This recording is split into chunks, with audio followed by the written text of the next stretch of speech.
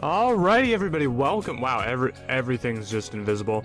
But welcome everybody to day 6, day 7, day 6.5, however you want to call it, the summer Seaside Marina. We're gonna be, today's gonna be a fun day. We got Prototype versus CH4 is gonna be what we're covering this evening. You also don't have a second commentator this evening, everybody. It's just me. It's just Yo7 today. All right, we got the one-man show rolling it out, ready to go. So that's what we're gonna be doing. We have normal me on the left, on the left-hand side here, or on the right-hand side, in fact. And then we have angry me on the left-hand side. So we got Yo7 and the voice in his head. We'll do something with that as the day goes on. But yeah, two really fantastic teams. Very excited to watch the match between these two. Very highly anticipated indeed. And I mean, we're pretty much going to be jumping right into things with map bans and all of that. So we got Chinatown and Arms Factory banned from Persona, and looks like CH4 here is going to be picking Ever Sleeping Town. Very, very standard, basically exactly what you would expect to see. And yeah, it looks like CH4 is going to be going first on the Hunter side, Persona on the Survivor side, and yeah, that's going to be what we're dealing with there. Just going to wait to be invited to the game rooms, all of that jazz, and see what that's like. But in the meantime, everybody, I mean, all you have is me tonight, so we're gonna have a fantastic conversation, you and me chat.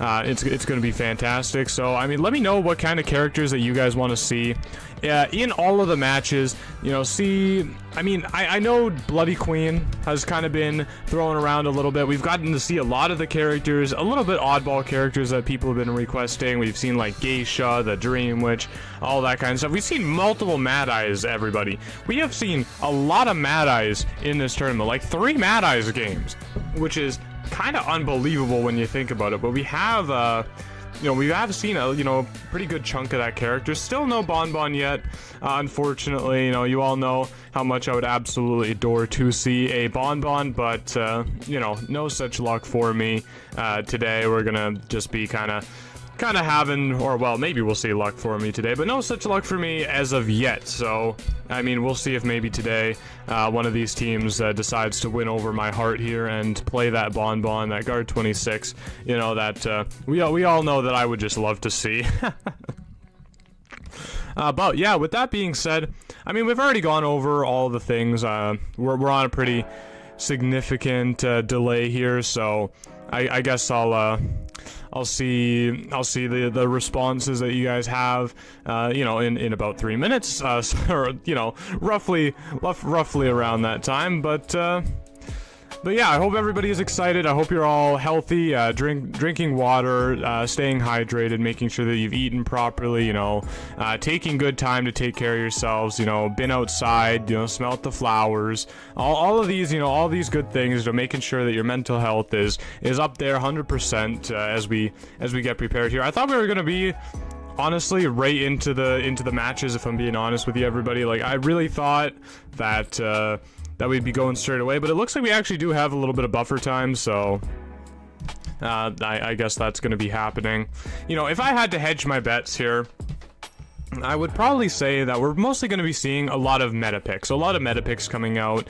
I don't think we're going to be seeing anything super exotic when it comes to picks. I mean, Prototype and CH4, both very fantastic teams, very good teams, really able to kind of go toe to toe with, at least in my opinion, on skill level, and with some of the professional teams, some of the really great pillars of the NAU server. I mean, CH4 I think I've described as being one of those pillars in the past, and I definitely would continue with that description of them for sure. Just really fantastic teams. So it's gonna be great gameplay. It's gonna be really great gameplay. Oh yes, it is Prototype. It's Prototype that's going to be going against CH4. We did have a bit of an issue with the beginning graphic here, so yeah, that is what's going to happen. it definitely is prototype that is you know, that is going to be playing against CH4 here. I'm not sure what happened, but hey, I guess I guess, you know, we'll have to see. So yeah, I mean, once again, we'll go back to what I was saying before. Just probably a lot of men. Like, we can probably expect to see Goatman in the both first rounds. I would not be surprised whatsoever. I would not be surprised to see just the, you know, a lot of the psychologists, the puppeteers, gravekeepers, all that kind of stuff. You know, it's all fairly meta, all very, you know, very standard at this point. So yeah, definitely a lot of that.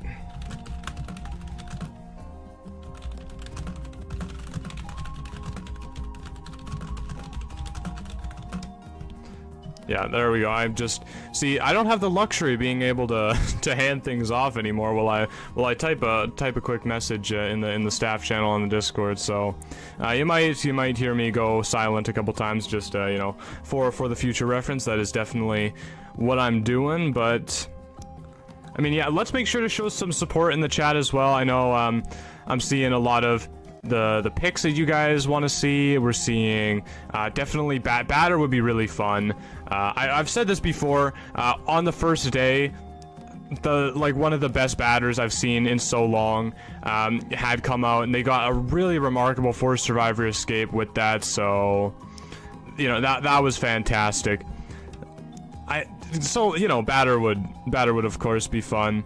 Lawyer, I mean, I don't know. I don't think we'll see a lawyer. I believe batter could happen. Okay, batter's not crazy, but lawyer is definitely a bit of a rare delicacy these days. I do remember back in the day, lawyer used to be a very prevalent, very prolific pick. You know, lots of people, you know, picking up the lawyer. You definitely used a lot in pro play, a lot in rank matches. It's a little bit more rare to see him, you know, these days, because it's just difficult. Like, there are moments, there are great moments for lawyer, but it's difficult to really play him to perfection, I would say. So yeah, but anyway, I mean, looking at all that, I mean, make sure to show your support, make sure you show your love for the teams. You know, send them all like hearts, or, you know, I mean, whatever emojis you want in the chat to make sure that, you know, they're doing well. It does look like we're gonna be here for a while, everybody. Like, it's just gonna be you all, and it's gonna be me, and we're gonna be having this conversation for quite a while, because you know, it's just after maintenance, of course, so everybody is going to be downloading those patches, making sure the game is updated and, you know, running properly.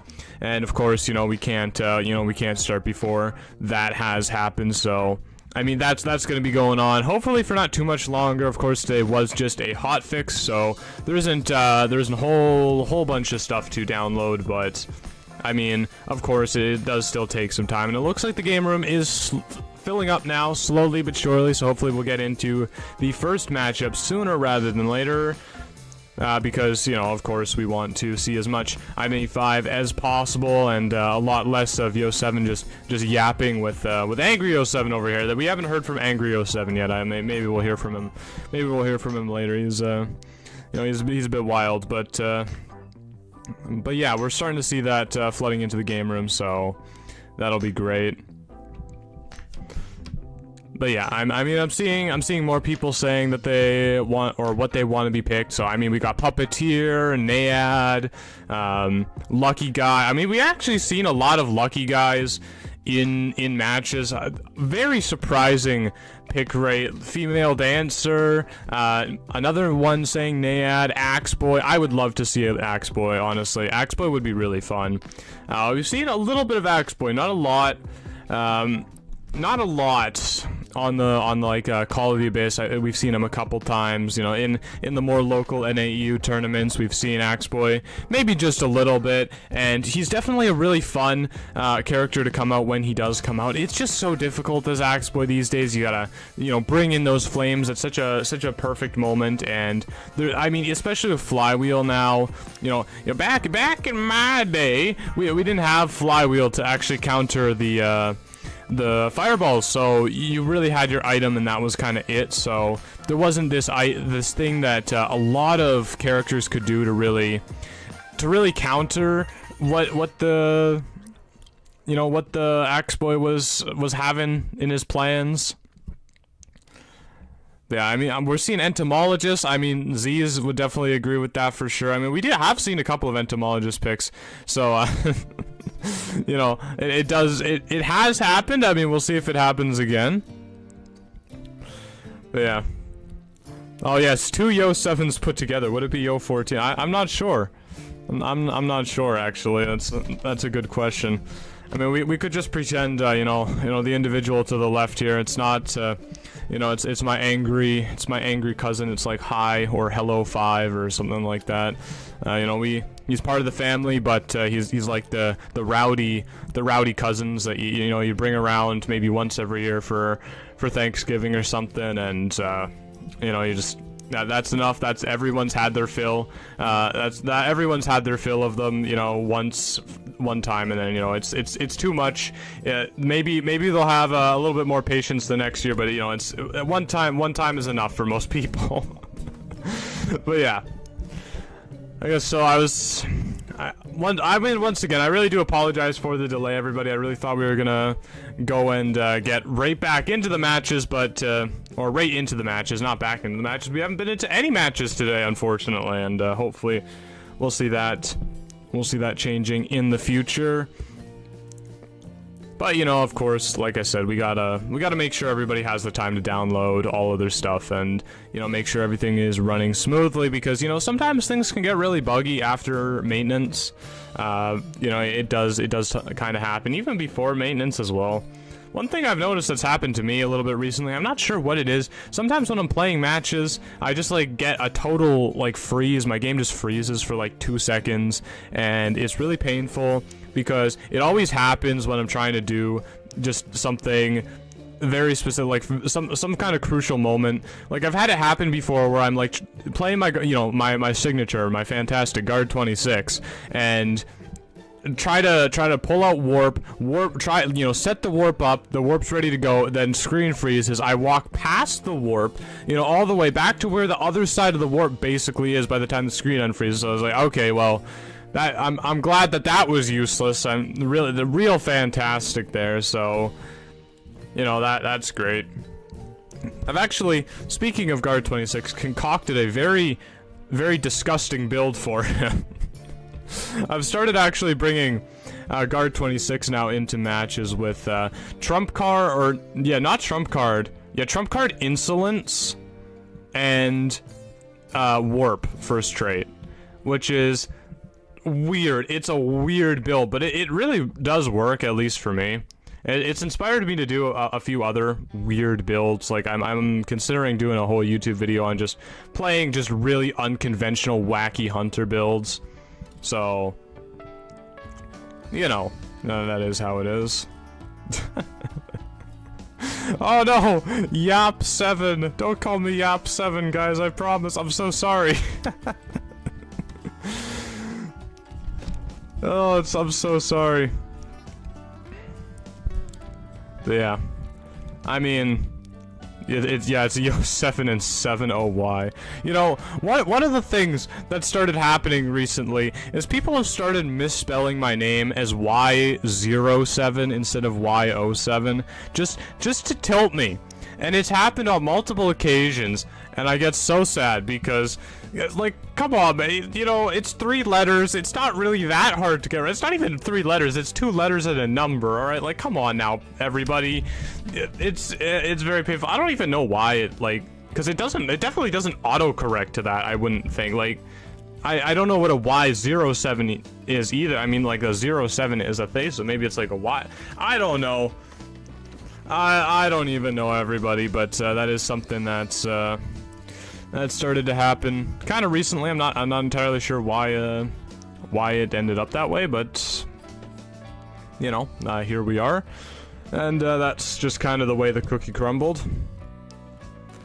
Does my bunny avatar represent anything? No, not particularly. I just took an idea So you know, this avatar is actually kind of interesting because I was like, well, I really enjoy the concept of anonymity, so I try to take that as like, okay, well, I'll wear a mask. What mask am I gonna wear? I guess I have a bunny, you know, in real life I have a pet bunny, you know, she's fantastic. So I was like, I just made it a bunny mask and went to a really great artist and paid for the commission and everything. So, I mean, you know, they were fantastic, by the way.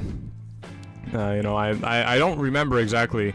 I don't think they do it anymore, but you know, they were really great. Yeah, there's a lot of Yo7 ception happening. There's a lot. I'm seeing a lot of it. You guys are starting to bend my brain. I'm like, oh man, you know. Post a guard 26 guide. I don't think I'm good enough to post a guard 26 guide. Okay, I don't. There are better players. Like I understand. I am like high on the guard 26 leaderboard. Okay, I get that, but it doesn't mean I'm actually a good hunter or good with the character. It just means I've played a lot of guard 26.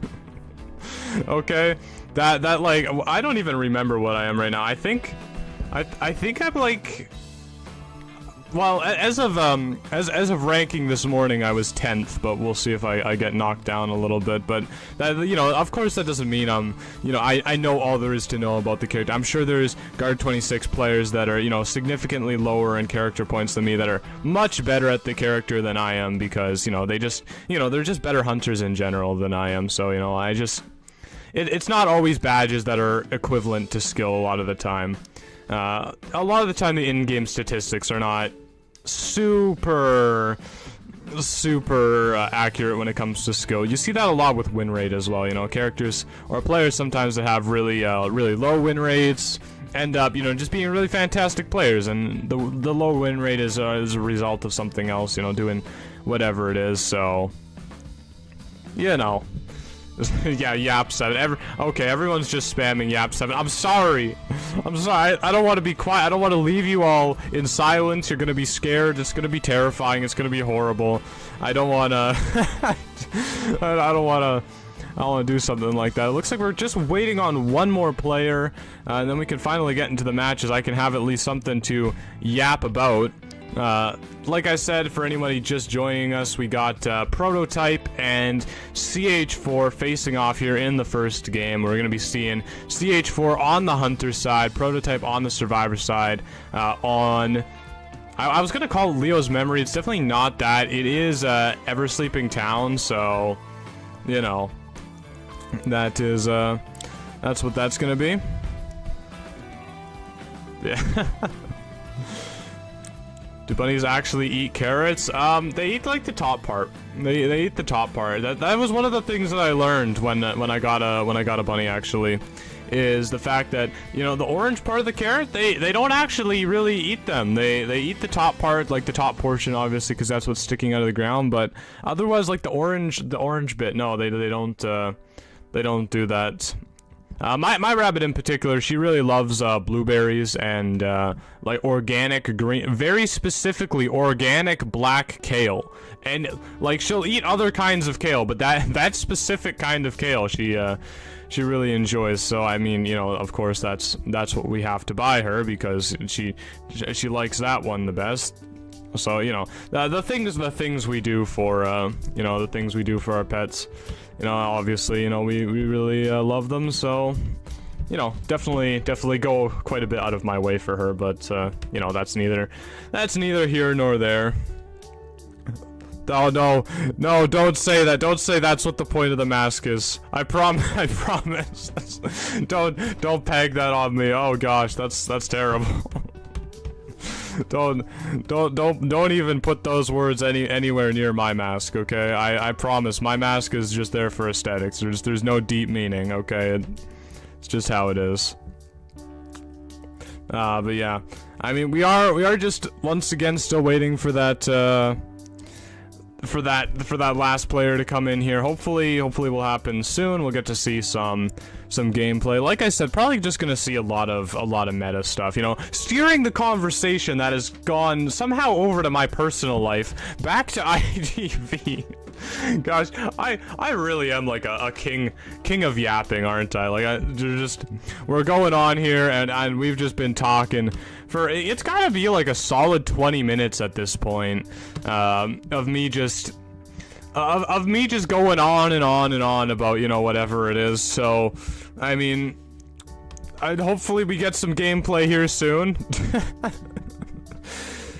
Yeah, I'm seeing every third comment is calling me Yap7. Okay, I understand. Okay, I understand, chat. But you know, it's yeah, it's exactly got to become one with the Seaside Summer Marina. Yeah, I'm gonna get awarded the chatty crown. Absolutely. I'm definitely the, you know, the most talkative of all the commentators here. You know, I love to just sit down and converse with people for many hours. Big yapper over here, that's for sure. Definitely, you know, that's me. But yeah. Anyway, we have once again, I mean, we all know the teams that are going up against each other. I see some people putting in the gear symbol for prototype. Obviously great to see, you know, the support for the teams. You know, it's really great. And of course, you know, it's great for me as well, as a commentator, as someone that's, you know, trying to give you guys, you know, the best show that I can possibly provide. You know, it's really fantastic for me to see everybody, you know, in the chat showing support for the teams, making sure that they're having a good time, and, you know, having a good time yourselves. You know, I want to provide that the best experience possible for all of you. So, you know, hopefully we're doing that. You know, I'm everyone now is talking about the top, like the little crown, the chatter crown things. I have no idea what in the world YouTube was doing with that. Like, it just showed up one day, and I was just like, all right, well, we're going with that, I guess. And that's what we're doing. And yeah, here so it's just stuck around. I don't know if there's a way to disable it. Maybe there is, maybe there isn't. Not entirely sure. I mean, I don't know what the purpose of disabling it would be. It's kind of like a little fun thing.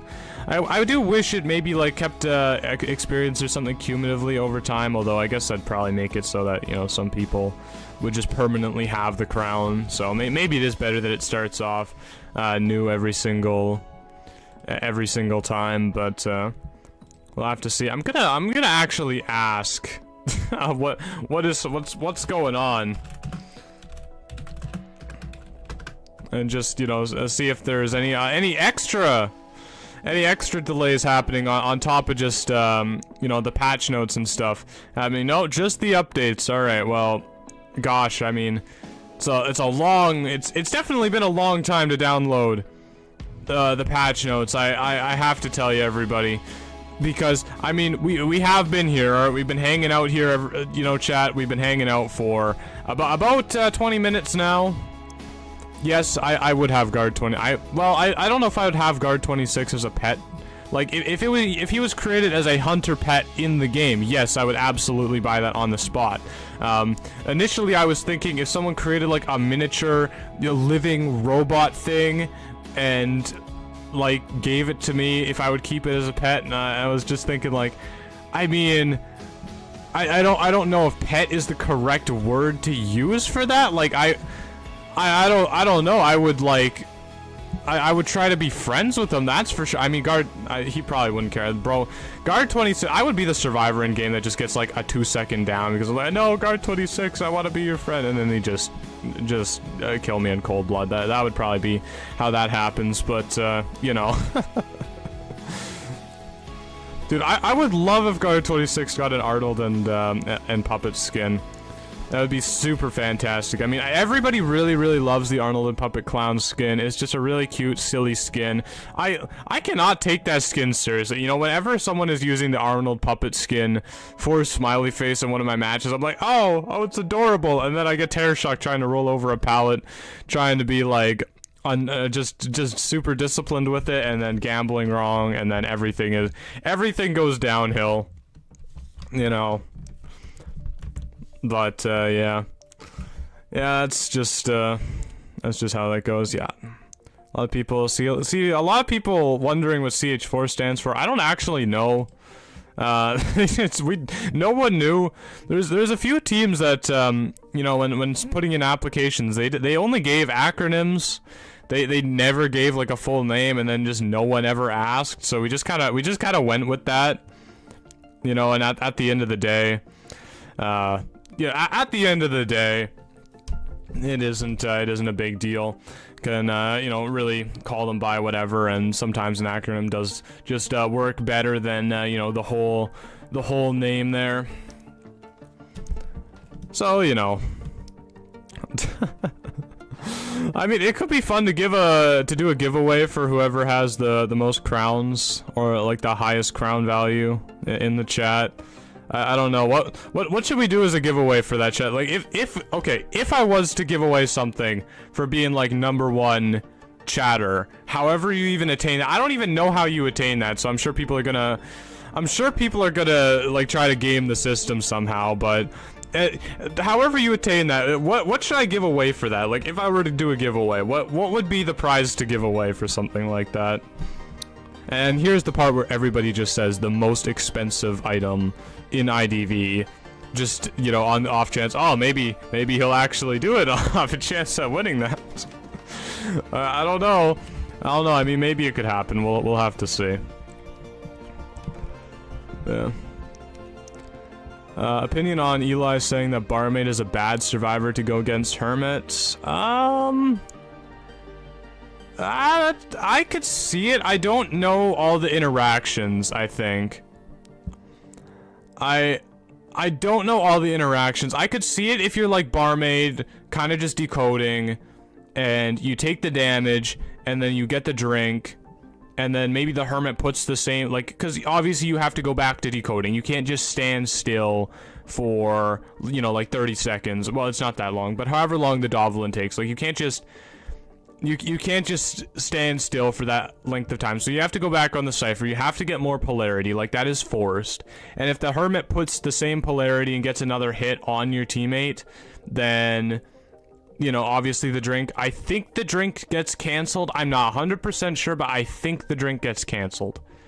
Which is not great. That's not what you want.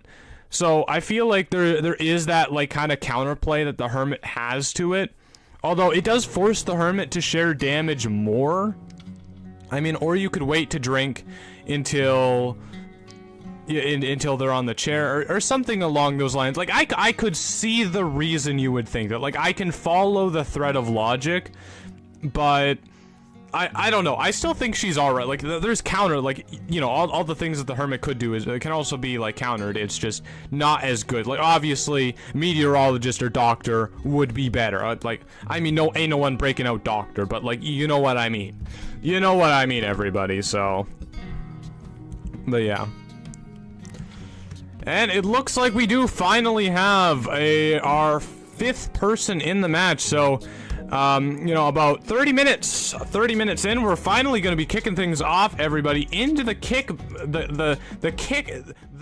pick ban area. I don't know why my brain really wanted to say kick there. I'm not sure why, but that's just really what it wanted to do.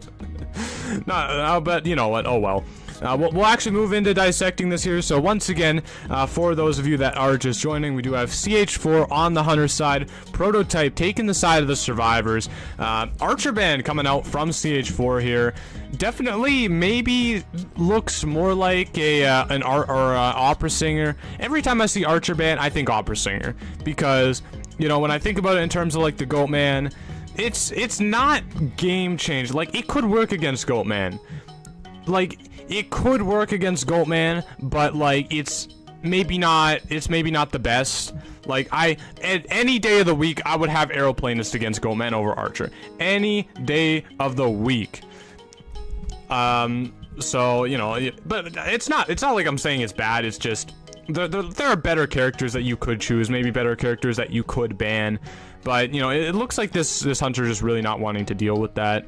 On the side of Persona, or not Persona, Prototype here. Whoa, we're seeing a Hermit. A Hermit first round, everybody. I mean, we were just talking about him. Barmaid, a character that we were talking about maybe being a bit bad for the Hermit. Meteorologist, a character I brought up that's kind of like a better version of Barmaid, actually getting immediately banned. So, or not immediately banned, banned last. They didn't want to allow that Meteorologist to be picked and then used once more in the next rounds, because you got to keep in mind, of course, everybody, that there are global bans coming into fruition here. The first 3 characters that the survivors picked are not going to be available to them throughout the rest of this set here. So, you know, if they pick that Meteorologist first, it doesn't allow them that ability to bring it into the, you know, second and third rounds if there is to be a round 3, or if there is to be a overtime round 4. So, you know, that's definitely something that you always got to keep in mind. We got the survivors now selecting their talents. We have, I'm not really sure what's going on with the Professor and Puppeteer synergy with their persona selection, like Gray, Sui, and Chase Gray. I'm not sure what Gray stands for. Like what is Gray supposed to, like the shade of gray? I'm not sure. That maybe that's an acronym that I just don't understand, but, you know, of course we'll have to see. I mean, I guess we can probably assume some things, like Magician probably having that full kite and all of these things, but yeah. And now we have a final countdown of 30 seconds, which seems new. I don't remember this happening, but maybe that's always been there and I am just an old man forgetting things. That's definitely also possible, because Uncle 7 over here, alright, he's not got the best brain box, okay? I don't have that big memory in my brain, so sometimes I forget these things, but yeah, we're actually gonna see them sitting in the lobby here for a second. Perhaps a long second before going to the loading screen, so, I mean, maybe showing things are not the most stable. Not the most stable after the update, but, you know, we're gonna have to go with it, everybody. And, I mean, we'll have to see. I'm definitely excited to see a Hermit. I was really expecting, I said this a couple times, but, not super recently. I was very much expecting Goatman to come out. Like, I thought it was gonna be a Goatman first round from CH4, a Goatman first round from Prototype. We're seeing a surrender. Okay, so that's happening. I don't, what's going on? Oh man, everything. All right, well, we're back here. You guys get to see my avatar again. So that's great. I'm sure you're all really happy to see double me. I was really excited to see that that Hermit pick. I'm not sure what happened, why we instantly surrendered. Alright, we did not have area select enabled, everybody, so we're gonna have to remake the room to do that. And if I'm not mistaken, it should be the same picks and bans, but I don't even know anymore. I'm just your commentator, everybody. Rules are hard for me sometimes. Rules are hard for me sometimes, so yeah, we'll have to remake the game room. I do apologize, everybody. I really do apologize for the long delay, but we should be getting into these matches here. I'm sure they will not disappoint. Like two fantastic teams that really have the ability and the skills to go very far in this tournament, perhaps even winning it. So it's gonna be, you know, it's gonna be really a great watch. I do promise. Okay, the wait is gonna be worth it. And yeah, it looks like we're just gonna be seeing exactly those same bans and picks once more. Nothing gonna be shaken up there, of course, just because obviously everybody knows what they're doing, and, you know, like all of that. So all this should be exactly the same. I shouldn't see any variation here from how I understand it. And we'll be going through it relatively quick for that reason, I'd have to think. What does everybody think about the Professor getting played into Hermit? Definitely not what I would consider to be a strong matchup. Like, if I'm the Professor right there, I'm not happy. I'm not happy to see a Hermit, but I mean, what does everybody else think? All of you in the chat, what is your opinion on that matchup? I don't really see. I mean, maybe the Professor, he did get that thing where he could cancel the stun, so maybe he gets like kind of an extra flywheel, forcing that Hermit on a 10-second cooldown. So I mean, maybe it is worth it. I'm not entirely sure. Now that I'm thinking about it, to gain an extra polarity, but you know. We'll of course have to, we'll have to see. I mean, Pollux here probably being able to pull off some fantastic plays with the Professor if they are to be made. I'm sure that he is going to be the individual able to do that.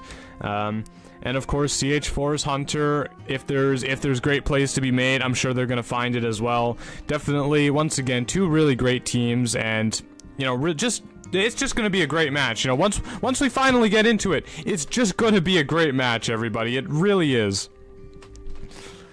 But it looks like we are going to see the spawn select this time, of course, which is, you know, which is quite nice. We get to take a little sneaky peek at the builds of the survivors beforehand as well.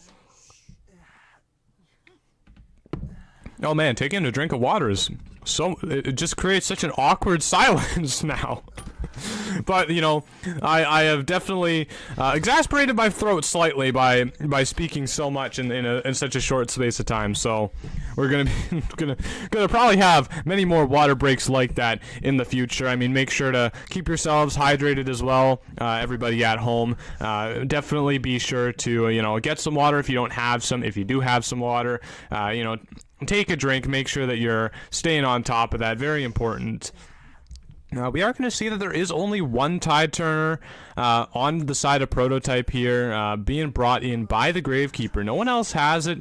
A little bit surprised to see Puppeteer with broken windows, or I mean, I guess knee-jerk reflex, and no flywheel or Tide Turner. A little bit of a strange build. I would have expected Puppeteer to have that secondary Tide Turner, be able to come in for that secondary rescue if the Gravekeeper's not able to do all of it himself. So yeah, I mean, maybe a lot of confidence. We're also seeing a fair amount of borrowed time, so I'd say probably a lot of confidence coming in from Prototype here. Of course, you know, we'll have to see how CH4 plays this, if they can, you know, if they can make a great difference, or not, if Prototype's gonna run away with it.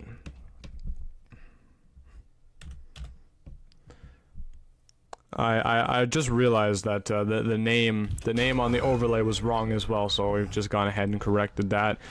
We do have the limited S tier skin for the Hermit coming out. You know, we have a little bit of time for Yo7 to yap about fashion before we get into our first chase here, which looks like they are going for the Puppeteer, but I'm a big fan of this skin.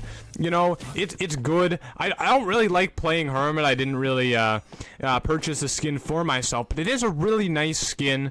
And now we can see actually the hunt being canceled out, seeing the Puppeteer pretty much right away, getting the polarity down onto him, the opposite polarity, which, I mean, I really assume that is what the Puppeteer wants here. I mean, he can use those puppets pretty much at any time he really needs to. Just basically gain, you know, 4 hits. There we go, and we can see it timing it perfectly with that stun that the Hermit does have, buying out at least 40 seconds if he does use all of those puppets properly. It looks like he is gonna get caught out. Now the Hermit is gonna have a polarity to hit him with, stun him out right here. It looks like he's gonna try to avoid it by creating a bit of a fortress here. Actually does avoid that one. Is he going to be able to avoid getting hit by the Hermit forever? It doesn't look like it. He's going to be forced to use that next puppet mode. The tram is coming in. The tram is not going to quite come in time. Warp coming out, and we are going to see the first down on the Puppeteer. Yeah, I mean, Cypher's looking, I would have to say, fairly healthy. You know, especially for a Hermit.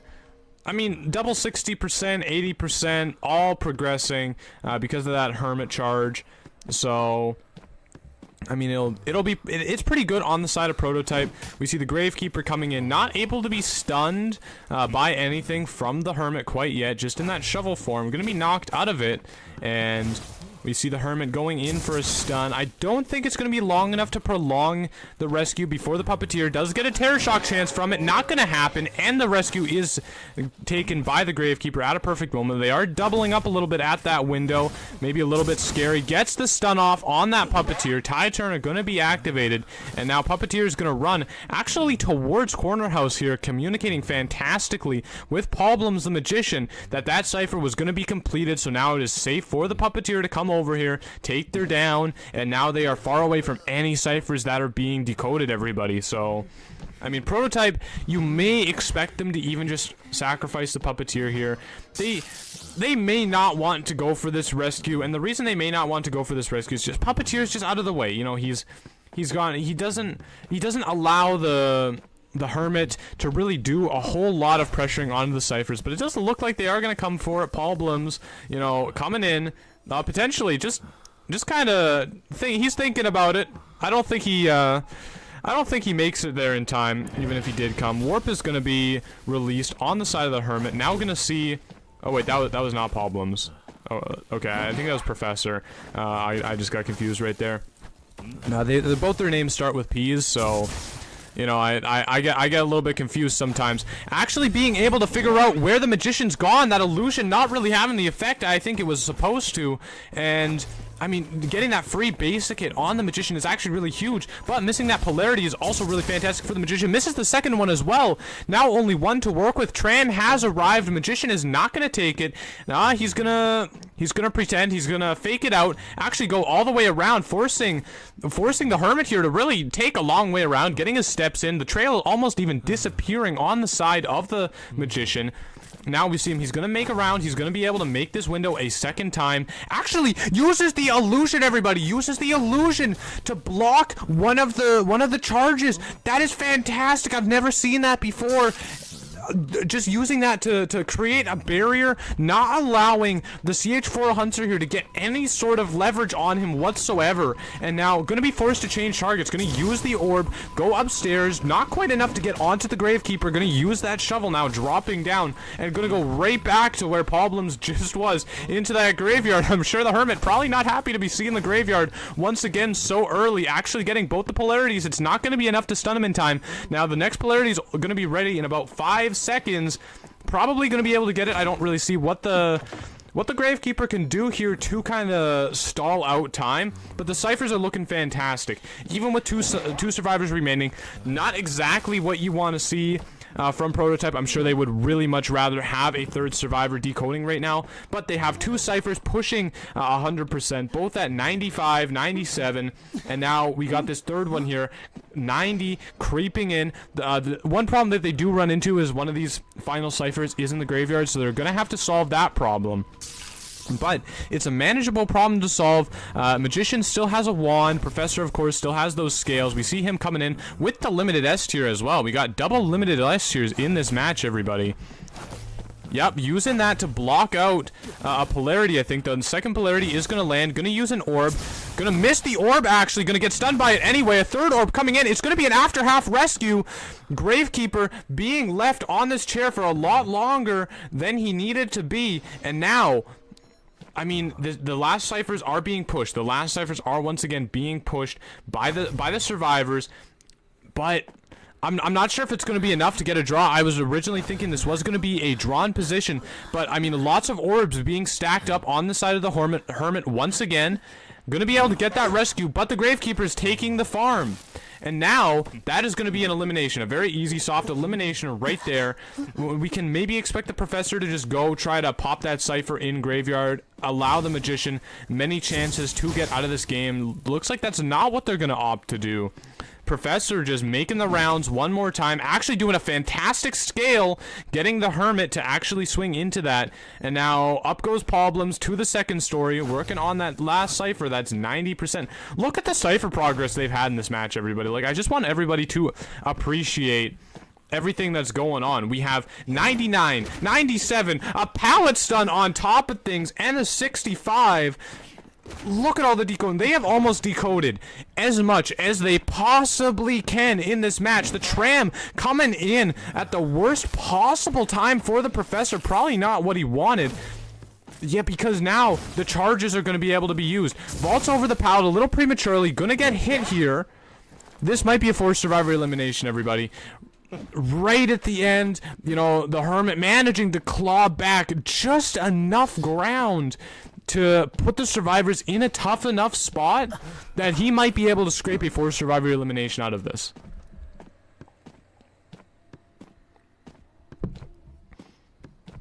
And Chip, I did not realize you were here.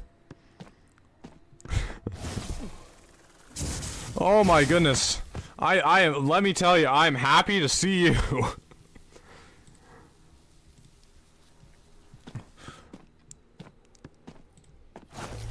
Yeah, well, I mean, wow, goodness. I wasn't realizing how much I was talking until we're now going back and forth having a conversation. Goodness gracious.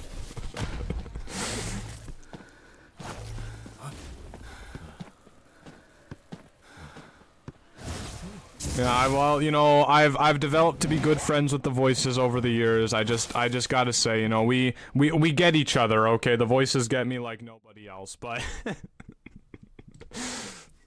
you know, with that being said, it looks like it is going to be a forced survivor elimination from the CH4, taking that 4 points right away.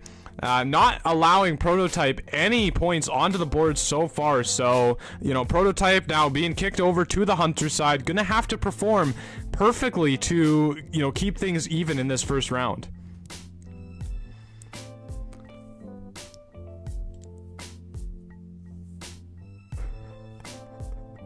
I was waiting for you to bounce it back to me, and then I realized you're not in the game. Like, you cannot see anything that's happening right now.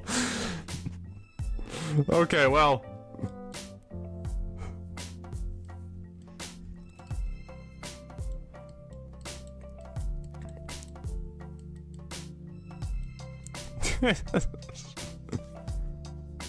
Oh no! Wait! Well... Yeah, we'll see. It was just a hot fix day today, so it should be quickly. Although, some of the players were updating their games earlier, and it did take us, like, upwards of 20 minutes, so hopefully that's not the case here.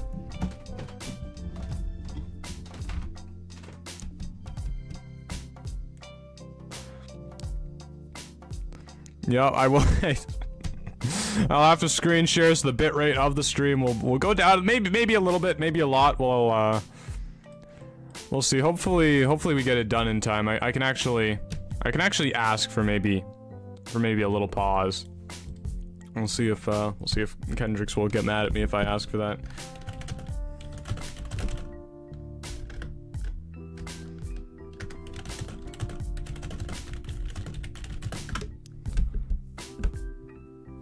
Oh, can that? Oh, Chip, I'm so sorry. Chip, no. Hold on. Oh, jeez. Oh, no. Okay.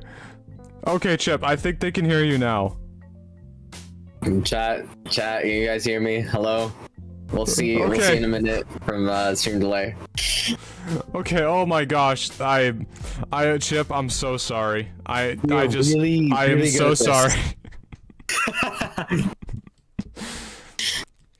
You know, in my old age, I forget these things, these very simple your old age.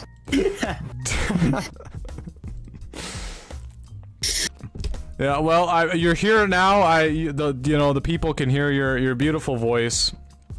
You know, ready to go. So everything is well and good. I was taking a nap, and then I was awoken to many Discord messages. So I am here now. Yeah, many Discord messages. Yeah, I do apologize. We did have some, we weren't originally, so I guess this is maybe a good time to inform everybody why we're even live doing like a day 6.5 on Wednesday when we weren't originally supposed to have, actually have games today, but we did have some scheduling conflicts, so we ended up having games today, and then I guess it just never crossed anybody's mind to get commentators for it. We're like, yeah, Yo7, he's got that covered. He's got enough inner demons, okay? Like, we can have a whole, like, sitcom with just him. Yeah, everyone, considering, Yo7 probably wouldn't have anything to do, most likely, maybe, that is definitely the possibility that we were banking on. Look, that was the case, so, yeah, but also, I'm here now, too, so, it's great, that's great. Yeah, I mean, welcome to I'm so glad to have you here, Chip. That's all I really have to say about I was really scared I was gonna lose my voice, and tomorrow we were gonna have to get like text to speech, Yo7 in his Guard 26, Sailor Moon transformation. Oh God. Yeah, that's such a cursed image. Where did I come up with that from? You don't have to worry about using any sort of character AI and having to upload your voice to it, so that way you can still be talking to chat. Oh yeah. Oh gosh. I'm sure someone's made a. I know that there was a character AI chatbot made of my old character Jerry. All right, put a blue square in the chat if you remember Jerry. But yeah, there is one. I'm sure there's one of me. There has to be. Which is kind of creepy to think about, but not for the voice, but there was indeed a character AI of me, and it was pretty accurate, I gotta say. That's terrifying. That if any of my viewers are here. I mean, where are we? Just real quick. We can get back to talking about AI real quick, but like, where are we on the game updating front? Oh, I am in. Okay, did I just miss you? Okay, no, there you are. Okay. Oh, can you resend that? I accidentally immediately. You were fast on that. Like, I sent it and just immediately this person is busy. Don't try again later text popped up straight away. Like, there was no delay at all. Listen, guys, I needed half a millisecond to ready up even more. Yeah, I mean, is that why you're higher ranked than me? You just got like the fastest reaction speed in the entire world. Speed. Well, I have a decent reaction speed, but it's more so I'm able to predict some things I probably shouldn't be able to. Yeah, you're like, oh, Yo7, he's sending me an invite. All right, that like increases your reaction speed by like 50%. It's like, oh, get rid of that. Oh wait, it's for the tournament. Hold on. All right, we do gotta accept. It's that guy. Oh no. Oh, we gotta decline that real quick. Okay, moving on. Alrighty. Yes, chat. They did come to my door. They were knocking on it for quite a while, but I'm a very deep sleeper, so it didn't register for me very well. But anyways, let's take the topic back to the match here. Yeah, I mean, for sure. We do have a Gardener selection from the side. CH4, by the way, is on the Survivor side now. We are seeing Prototype on the Hunter side. Ooh, that was a difficult word for a second there. Bringing out a Perfumer band, doing a Gardener pick. Not something you see every day. Yes, so, I do believe I am familiar with, Fafi IDV here. I think I have seen them around before. I can't remember if I went against them as a hunter or a survivor, but the name does ring a bell. Now, we are going to be seeing the psychologist pick here from the survivor side. Just a, good pick, solid pick overall, especially the Ever Sleeping Town. A little bit of a bigger map, able to get that cross heal, which is very important. Seeing the Perfumer, Puppeteer, Seer, and now the Anti-Crayon getting banned. Just some solid survivors on this map as well. Get them out of the way.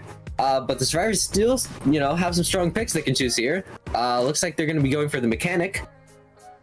Yeah, I mean, definitely looks like they're preparing for, not Dream Witch, Goatman, from the side of the survivors. You know, a lot of that tankiness. A Gardener, maybe a little bit debatable. Same with Mechanic, but a lot of tankiness. But you can't really go full throttle into a Goatman counter against Fafa because he does have very fantastic, you know, off-meta hunters that he can play. I know he's got a wonderful Spider. I believe he has a Disciple up his sleeves as well that he's, you know, very great at. Now, y'all know I'm not very kind to the Disciple pick, but you know, Fafa is I would consider, I think, at least I've been told he's a specialist with it. So, you know, I will have to maybe reserve my judgment for that until the end of the game.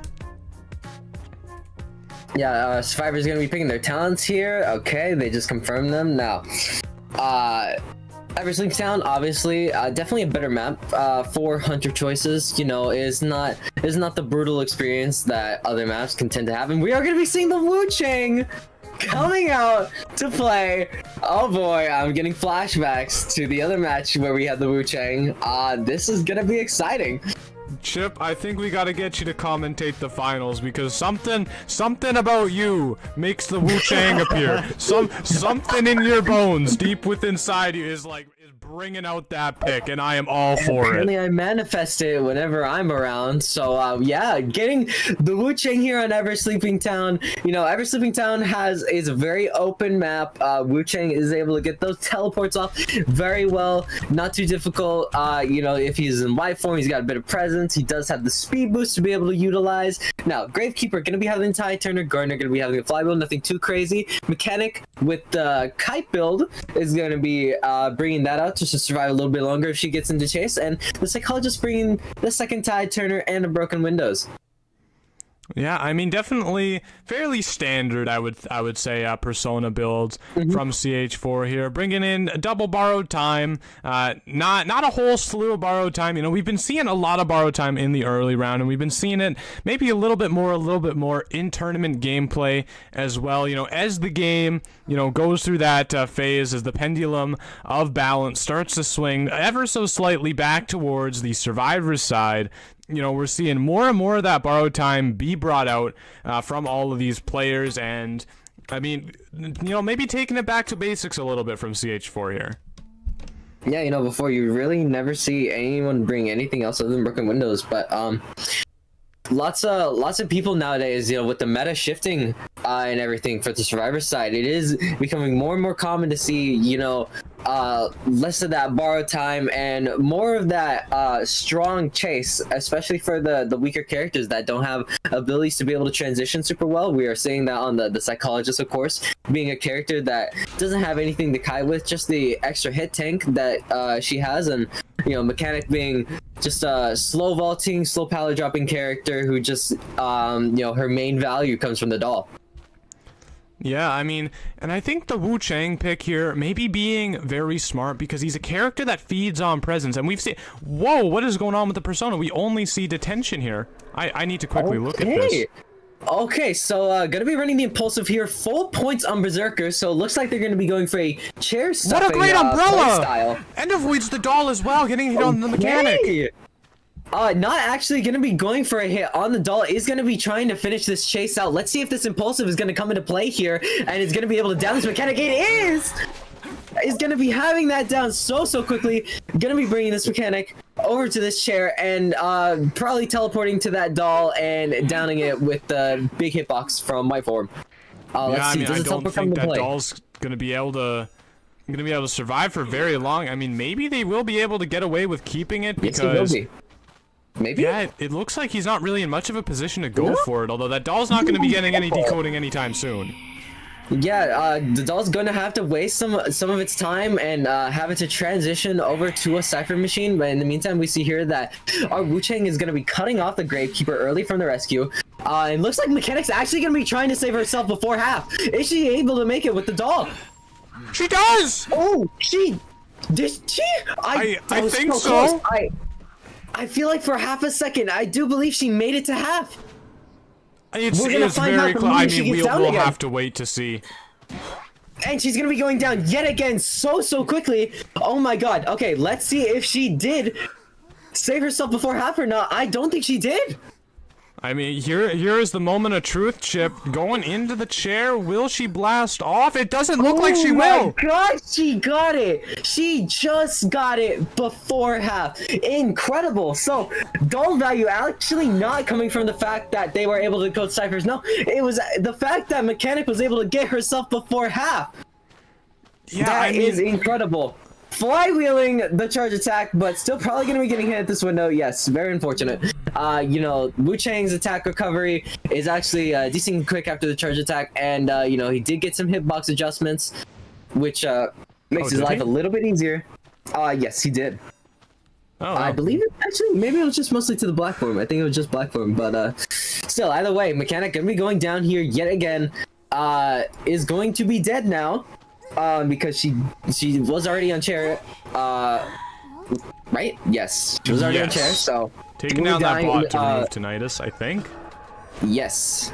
Tinnitus, no more Tinnitus in this graveyard area, so if anyone tries to hide there with the doll, it will no longer be able to happen. Looks like he's going to be trying to teleport over to the Gardener on chair, on the Cypher, sorry, trying to jump scare her. A little bit too short, unfortunately. Yeah, not quite making it. We're gonna see the blink actually come out using that trait, probably recognizing if he doesn't use it now, probably it's not gonna get any value at all this game, so bringing it out. There is no trump card, so you know, having that blink for the end game will be rather nice. But I mean, the Cypher progress, it's moving up, but you see the Mechanic actually blasting off. Oh my god, what a balance time! So, you know, Wu Chang did get a hitbox adjustment with the black form.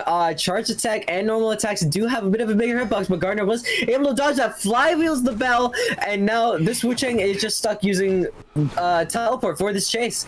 Is going to be committing to it. Let's see if Gardner is able to get this bubble off. Is able to get the bubble off. She gets the bubble off. Soul Siphon is going to be probably coming in from the Wu Chang now. Actually not going to commit to it.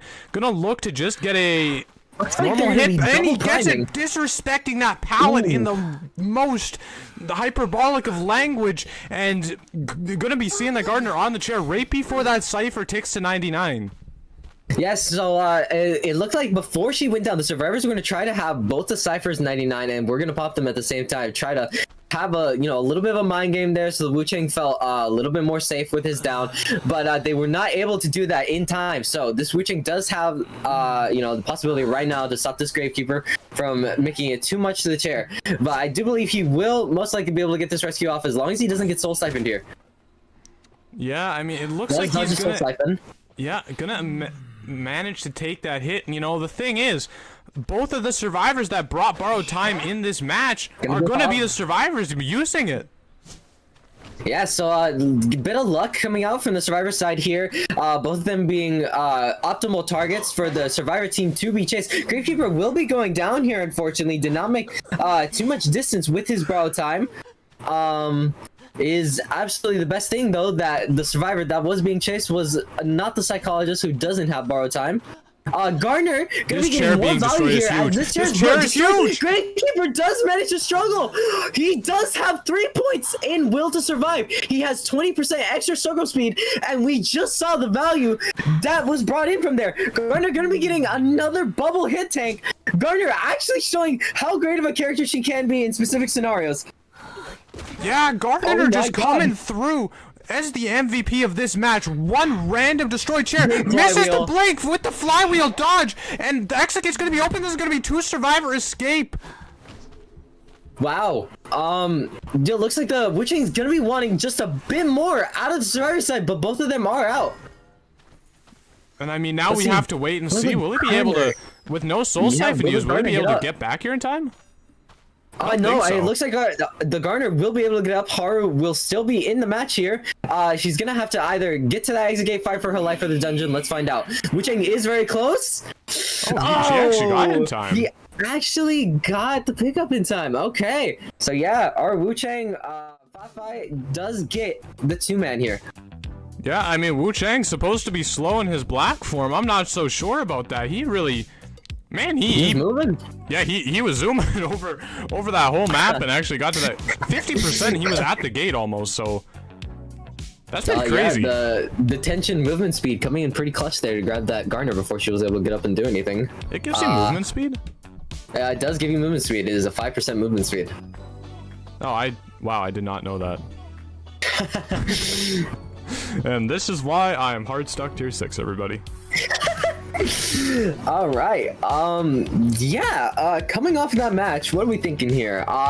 Pretty exciting. You know, we got to see the Wu Chang come out. We got to see Gardner actually provide quite a bit of value to the Survivor team, which honestly I'm kind of happy about. I'm not even the biggest Gardner fan. Yeah, I mean, that Gardner, I was definitely questioning the pick at first. I mean, you know, Wu Chang, maybe you could get the bubble off against him. Definitely did get bubbles off, got 2 bubbles off. And, like, I just love how this one randomly destroyed chair in the middle of the map ended up coming back and just impacting the match in such an enormous way. Yeah, honestly, that was quite the shock to me to see the Gravekeeper struggle so quickly, and then I realized that he had the 3 points in struggle. So yeah, the survivors were banking off the fact that they were gonna bring some struggle builds, and Gardner was gonna be getting rid of some of the stronger chairs on Ever Sleeping Town. You know, that middle chair, especially there, is quite a good chair for hunters, and is a good target for the Gardner to break. And as you saw there, you know, it was absolutely the best chair break that they could have gotten, wasting just that bit more time for them to be able to get out here. Yeah, I mean, sometimes, you know, especially if you play a lot of Hunter, you kind of memorize where some of those chairs are that just are basically always spawned into the map. That's one of them that's just always there every single time you play. So you don't even really think to look for a Gardener existing, honestly. And I guess neither did Fafa, and we saw it just come back to haunt him in the worst way possible. If he does get that chair there, if that was not broken, honestly, we could be staring down the barrel of a 3 survivor elimination, potentially even a 4 survivor elimination, depending on how CH4 played it. So very, very crucial chair break. I mean, I just can't get over it. Yeah, it's great to see the non-meta picks, you know, shine through here. Gardner being our star of the show, we love to see that. Love to see Haru, the beauty thief that she is, get that value with that chair break. That makes me very happy. You know, seeing the Wu Chang also, you know, makes me very happy as well. But you know, after seeing quite a few matches where the Survivor teams were bringing out Gardner and she just wasn't showing what she was capable of bringing to the table, and now we finally did. Yeah, I mean, that one is just a perfect example to wrap up and, you know, place in the record books to really show, you know, why Gardener is used by some of these, you know, really great, really competitive teams, you know, for that exact reason. You know, maybe it doesn't happen every single game, but when she does provide that value, it is game changing. And we can see it, you know, on crystal clear display right there. I mean, just wow is all I have to say about it. But I mean, yeah, getting into the second round, we are gonna see a Sacred Heart Hospital ban from CH4. Ooh, so okay. Yeah, potentially banking on their Hunter there. Waiting to see if we'll see what we'll see picked from Prototype. I assume, I mean, we have seen it before, teams just ban Hospital and the other team just being like, well, guess what? We're going to Leo's memory. You wanted it to be easy for your Hunters, but I got bad news for you. Yeah, so, you know, getting that Sacred Heart Hospital, definitely a strong pick for the Survivor side. So let's see if they do sort of match it or top it with the map pick. You know, the maps do benefit both the sides, so it's just going to be dependent on which side feels more confident on what map they want to go to. Yeah, it definitely does, and it looks like we're going to see Lakeside pick underneath someone boy. with Prototype, I think, just randomly now pulling the S tier barmaid costume. So that happened. Congratulations to our player. I can't imagine that just being like in a tournament. Oh yeah, I guess I have some downtime. Let me open an Essence and that happening. So the survivor is gonna be getting some luck here from this tournament, pulling that barmaid skins. Let's see if it really helps them turn the tide of this match. I guess. I mean, we'll see. I mean, they've either proven they're lucky or they've just used up all of their luck. Like it's one of those two options. That's so serious. I know. I think maybe they should try opening chests in this match. They're gonna get flare guns like every time. Not even possible in the tournament mode, but they're gonna make it happen. They're gonna somehow get 3 flare guns and break through that 1 flare gun limit. Yeah. I forgot there was even a limit in normal mode. All right. Well. Anyway. Peak. This is so unserious. Yeah, I mean, well, moving into, I'm actually not sure. Yeah, it looks like, yeah, CH4 once again on the Hunter side. So, yeah, Prototype opting to bring out their survivors first. You know, their survivors definitely in the battle of the first round didn't perform quite as well as CH4 did in terms of, you know, getting the result that they were really looking for. They were very close, but, you know, things just kind of came crumbling down right at the end. So we'll see if this time, you know, I'm sure they're very confident as well, you know, that they will be, you know, being able to kind of get the result that they are looking for and, you know, not be putting a lot of pressure on Fafa, you know, or potentially thinking maybe Fafa is going to be the crutch to lean on to really allow them to make a comeback. Wait, are you guys in game already? Oh yeah, we are. Hold on, Chip. I just forgot about you. Okay. Help me. All right. I will not be forgotten about, guys. I am not stuck in the lobby. We will not have to screenshot. This is great. All right. This is so. Yeah, this is good news. Of course, the hermit pick is going to be banned. You know, we did see the hermit already get picked. So yeah, going into Lakeside here, you know, very open map. Definitely a map that's got a sort of reputation to it. I know it does when I'm playing the map as someone other than Lizard. God, that boat is terrible. But I do love jumping onto the 2-story and jump scaring people. So that is a good pastime for me. What about you? I mean, I can say, you know, as a Guard 26 player, not my favorite map.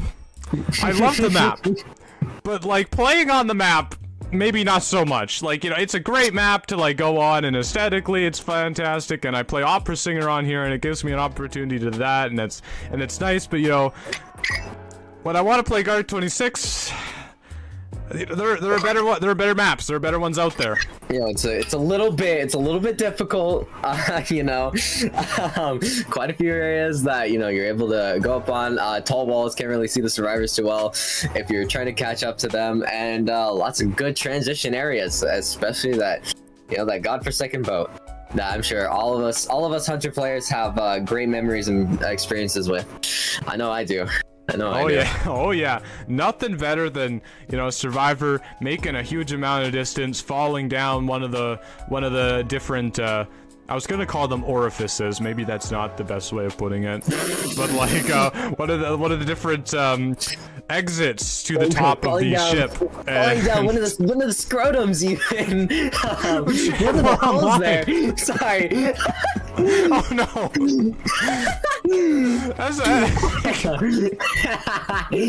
Anyways, yeah, Survivor's able to just really get a lot of distance there. You know, having the windows. If they have broken windows, the speed boost allowing them to get another loop in, and then you're gonna have to play the same game over again where you chase them up the stairs. You know, it's just an entire Scooby-Doo chase scene. That's all it is. You know, you go down one way, you follow them again, then you try to do maybe a mind game if you're feeling crazy, you go back the same way, then they're gone, and then you don't have tinnitus anymore. I'm speaking from experience. I'm sad. Anyways. Yeah, no, I get exactly what you mean. You know, like you go out one door, you somehow come out the next. You know, Survivor goes down one way, they somehow come back up like a hole in the ground. Just something crazy, and yeah, you lose sight of them, and it's very frustrating because you know, everybody knows many times, if you're playing Hunter, losing that first chase is really kind of a a bad thing. You're gonna probably lose the game if Honestly, that happens. It feels like it's so sad. It's so sad. You have that tinnitus for a few seconds, and then it's just gone. And then you go back the same direction, and you're not getting it again. And you're just there. You know, no one's around. Everyone's decoding ciphers. You have the worst start to your games, and it's so sad. It's so sad. I've had my moments. Specifically a game where I was trying to find a mechanic. I had the tinnitus proc. And then, you know, it was just gone. She was gone. I don't even know where she could have went. I somehow managed to win that game still, but it is stressful. It's very stressful. It really is. Or one other thing that annoys me significantly is when you chair near shore and then the survivors get rescued with tide and they run into the water. And then that water is made of like quicksand or something, and you're like trying to, you wade in there as the hunter. You pick up the survivor, and you're trying to go back. You're like, you pull your feet out slowly out of the mud. Okay, now moving topics from Yo7 and I trauma dumping our experiences from Lakeside. Gonna be moving on to the match here. The survivor side is going to be going banning Go Man, of course. You know, Go Man, really strong pick on Lakeside, really strong pick on the big open map. Going to be seeing the Archer Seer Knight getting banned from the Hunter side, and Embalmer Psychologist going to be the two first picks from our survivors here. Embalmer, of course, being great on these big maps. You know, having that coffin is very great. Hello, Wildling. So, you know, if your Embalmer is able to see your face, then you're just able to put a coffin on this very large map all the way on the other side, and you're gonna waste so much time having to go to that person, and it's miserable. Then the psychologist is there to also waste more time, or should I say gain the survivors more time by not needing to, you know, go over, walk over and then meet somewhere so that both of them can heal. The psychologist gets the map heal. Gonna have the Wildling here. You know, that ability to cancel tonight is gonna be coming out really strong here. I'm joking, of course, but you know, maybe they're gonna be able to make it work. They're gonna be able to hide really well or something. But gonna be seeing the Puppeteer pick for the final pick on the survivors team here. Yeah, I mean, it's an interesting team pick to me, and just because the decoding is gonna be really, really bad. Like I gotta be honest with you. Yeah, you know, that trying to stop the Cypher Rush from happening all the way on the other side of the map. Obviously, the Hunter can't be at two places at once, unless you're Dream Witch, unless you're, you know, some Hunter that is able to, you know, be in kind of multiple areas. You're never gonna be able to always be in those multiple areas. You know, your Ivy only is able to be at like two places at once. You know, her Yuthian does move quick, but if all three of those final ciphers are in complete opposite corners of the map, good luck stopping the survivors and completing it. Basically, you are kind of just at the mercy of when they are going to pop it. This is true for sure. Although, I mean, we'll of course have to see, but you know, if the Hunter manages to get maybe a good early down, I mean, I think that's really all it's gonna take to, and it's gonna be a hullabaloo on a map that I'm really surprised to be seeing a hullabaloo. I mean, you know, a hullabaloo, very big map. You know, it's What am I thinking here? What am I thinking here? This hullabaloo pick. Against this team comp, if you're gonna go after the psychologist or the embalmer, you know, it could work. It could be decent. That boat's gonna be quite the pain if you're gonna be chasing there. You know, you only have your clones available first at the start of the round, and you don't have, you know, your trapeze to be able to jump around. But now it looks like we're actually going to be heading over to the Puppeteer. Okay, you know, Puppeteer does have flywheel, so he does have a little bit something. Definitely not the broken windows that you know, to allow him to transition here, but he is able to be taking that be able to take that extra hit. You know, Puppeteer has already 3 Lewises that he can use, and he's got, you know, kind of a 4th one in his back pocket with that flywheel if he's able to, which he will most likely be able to use during this chase. You know, Puppeteer being able to survive quite a long time in chase because of that doll. Yeah, I guess the puppeteer, or the idea behind puppeteer here, or not puppeteer, Hullabaloo here, is the fact that, Hullabaloo kind of seen more in terms of, like, drawing games these days, more like a very safe draw hunter that does have some winning potential to him if you manage to snowball early. I don't really imagine we're going to be seeing a snowball early, especially with the Hullabaloo kind of spawning near the characters that are probably, I would say, worse for him to chase. Like, if I had to put everybody in a tier list, like, I would not want to be choosing to chase a wildling or a puppeteer first as the Hullabaloo, because he's going to be able to get a lot of a lot of time on the first kite, which is not what you want. He's a presence hunter. He really requires that first presence to start becoming a big monster, and that being denied for a long time is definitely a really scary prospect. Yeah, shout out to that one chatter that said, please don't have a comically large piano fall on top of you. I won't, hopefully, but you never know these days with what can happen. So gonna be seeing the Hullabaloo here on the Psychologist first. Definitely the chase I'd probably be going for. Gonna be getting that pallet stun very quickly. Pretty important to get these pallet stuns against the Hullabaloo. He is very quick movement speed, and you're gonna be wanting to deny that presence as much as you can. But a very interesting thing here that we're seeing, that was a double call. Running insolence does manage to get that first hit, but he does not have insolence. He's very confident in the fact that he does not need it, and will just be able to get his presence very quickly. Gonna be running the trump card detention with the warp here, of course. Blink not exactly being a great choice on Hullabaloo with how he works and all of that. So gonna want to have something else. So he's going to be dodging that clone there. He's not going to be able to dodge that hit, and he does have his trapeze up.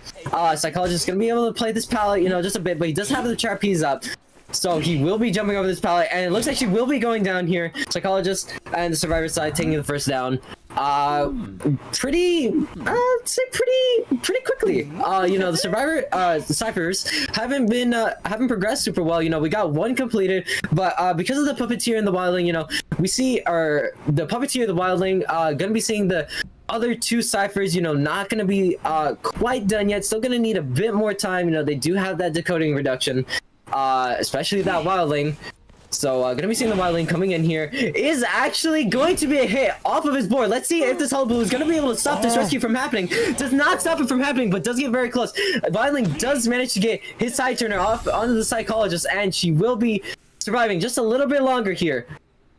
Yeah, wow, that was great from the Hullabaloo. Getting that wildling hit off of his board there. I mean, definitely not. I was about to say, actually, Chip, I think the big hump for this Hullabaloo has kind of been passed. The big speed bump kind of preventing him from doing well in this game, I would have said would be the first chase. Like, if anything was to stop him here, it would be the first chase, and that went really great. Actually got this double down on a wildling, and they're forced to use the coffin, and that's exactly what we're going to see. They are forced to use the coffin, but I don't think the Psychologist is really going to have anywhere to go off of this coffin. Might even just go to boat, try to just go and die away from the ciphers. They'll let the wildling recover. Yeah, so he's not gonna be forced to use his warp just yet. The coffin wasn't too far away, especially with the movement speed the Hullabaloo has and the true trapezes that he has in his kit. Gonna be downing that Psychologist, and she will be out of this match now. They're no longer have a tie to be able to use in this end game here. So yeah, it's gonna be interesting to see how this game goes. So far it is looking to be a time match, but the ciphers aren't progressing too quickly here, and our Hullabaloo does have warp on hand to be able to go to whoever he wants to. Looks like he will be seeing the wildling. Well, he does not know it's the wildling, but he does see a survivor here at this boat. Gonna be hunting down to see who it is, but it's a wildling. He's just gonna be able to waste time, a lot of time here. Yeah, actually seeing that it is the wildling, definitely the longer they're in that situation, the longer you can take to actually reveal what your character is, the better, because, you know, Hullabaloo, of course, wants, you know, he doesn't probably want to chase this wildling, although we do see him going for it. He is definitely giving it the good old college try. Hullabaloo actually dropping down by accident, giving wildling a lot of distance, and yeah, we're going to see him not actually leave. He was considering it, but... This is interesting. Both of these ciphers are pretty much gonna be primed. Even if he tries to teleport over right now or anything, it's not gonna do a whole lot. He does need to keep his tray on a cooldown. Oh, but it looks like he will be just straight up teleporting, and they will be popping. The Embalmer does not have any borrowed time. Yeah, so detention actually on the Hullabaloo as well, which is something we don't see a whole lot. Not even gonna matter as he gets the Terror Shock anyway, and... I mean, I don't think there's a world where he makes it to this other gate in time, Chip. I really don't. No trapeze is even one about to come off of cooldown, but... Yeah, definitely not going to be able to make that gate, even with trying to make that trapeze last as long as he possibly can. Unfortunately, the map is just too big, even for the Hullabaloo to be able to traverse. And looks like we will be getting a 2-man out here from the Survivor team. Yeah, I mean, Hullabaloo definitely is not Wu Chang, and... he is gonna get closer than I thought, but not nearly close enough. Yeah, it's very unfortunate that he was not able to spot out it was the wildling early on, and did actually commit to chasing the wildling there, which I think really allowed the survivors to be able to get those ciphers done as quickly as possible. You know, and Bomber doesn't have any sort of decoding debuff on hand, so is able to get that out quickly. Does Puppeteer have decoding debuff? I might have actually been wrong when I said that earlier. Hold on. Let me use my, you know, very awesome Discord bot that you should invite to your server, Identity5 Info. He does not have a decoding debuff. Okay, I was wrong earlier when I said that. So yeah, the two final survivors are able to get those ciphers done really quickly, especially with that cipher decoding coming into play there, as we saw, and did not actually decide to swap target or teleport earlier. When he did have the trump card on hand, you know, he did have the trait cooldown on hand, he was able to do it, but just stuck to the wildling and teleporting after. You know, it's a good thing the Embalmer, you know, didn't have anything too crazy on hand. You know, he got his pallet knee-jerk reflex out very quickly, and also his flywheel out very quickly. Yeah, I mean, okay, well, let me start with this. This is why, as the wildling, you want to conceal yourself for as long as possible is basically exactly what we saw. Wildling keeping himself hidden, not only to conserve time on the boar, but to also not allow the hunter to really see, oh, it's wildling, okay, goodbye, teleport to the other side of the map, not even trying to deal with him. But, you know, we see this Hullabaloo feel almost maybe committed to going for that wildling, not wanting to commit the warp just yet, not knowing where the other survivors are, and you can see how fast they can chew through those ciphers in the end game. With that accelerated decoding on the table, those things finish really quickly, and I mean, even Puppeteer, and I forget who the last character was, but you know, the characters that don't have fast decoding, it's not slow, but it's not fast. And, you know, they end up finishing it in, you know, the time for it takes wildling to really even be close to getting off his boar. Yeah, you know, as we were saying earlier, you know, on the lakeside, you're not going to be able to really stop those ciphers from being decoded in that game. They're very spread out there. They were very much going to get those cipher machines done. Even if you get committed onto a chase onto the Embalmer there earlier, you know, the wildling could have transitioned over, or the other cipher could transition over after they completed that cipher and then gotten that done while the wildling rescues or something. So quite the difficult thing there, especially with the Hullabaloo. You know, Hullabaloo took a lot of hits, took a lot of nerfs, is not the monster powerhouse that we used to know him for, and how he was so terrifying on release. And yeah, survivors were able to power through and get that tie. Yeah, you know, when I saw the psychologist go down and they only had that one cipher done, double 60%, I really thought it was going to be at least a 3 survivor elimination, because, like, I mean, I even said it in the match, that the most difficult thing there, in my opinion, for the Hullabaloo was to get that first survivor. Like, getting that first down was important. Got a fantastic double color onto the psychologist, was just able to down her, at least I think, relatively quickly, especially after unlocking that trapeze. You know, not even having to bring in the insolence, having, you know, everything invested into end game as well. I really thought it was going to be a 3 survivor elimination at least, but the survivors just, I mean, wow, they really just managed to defy all expectations I had, at least, and get that draw. It's very impressive from them.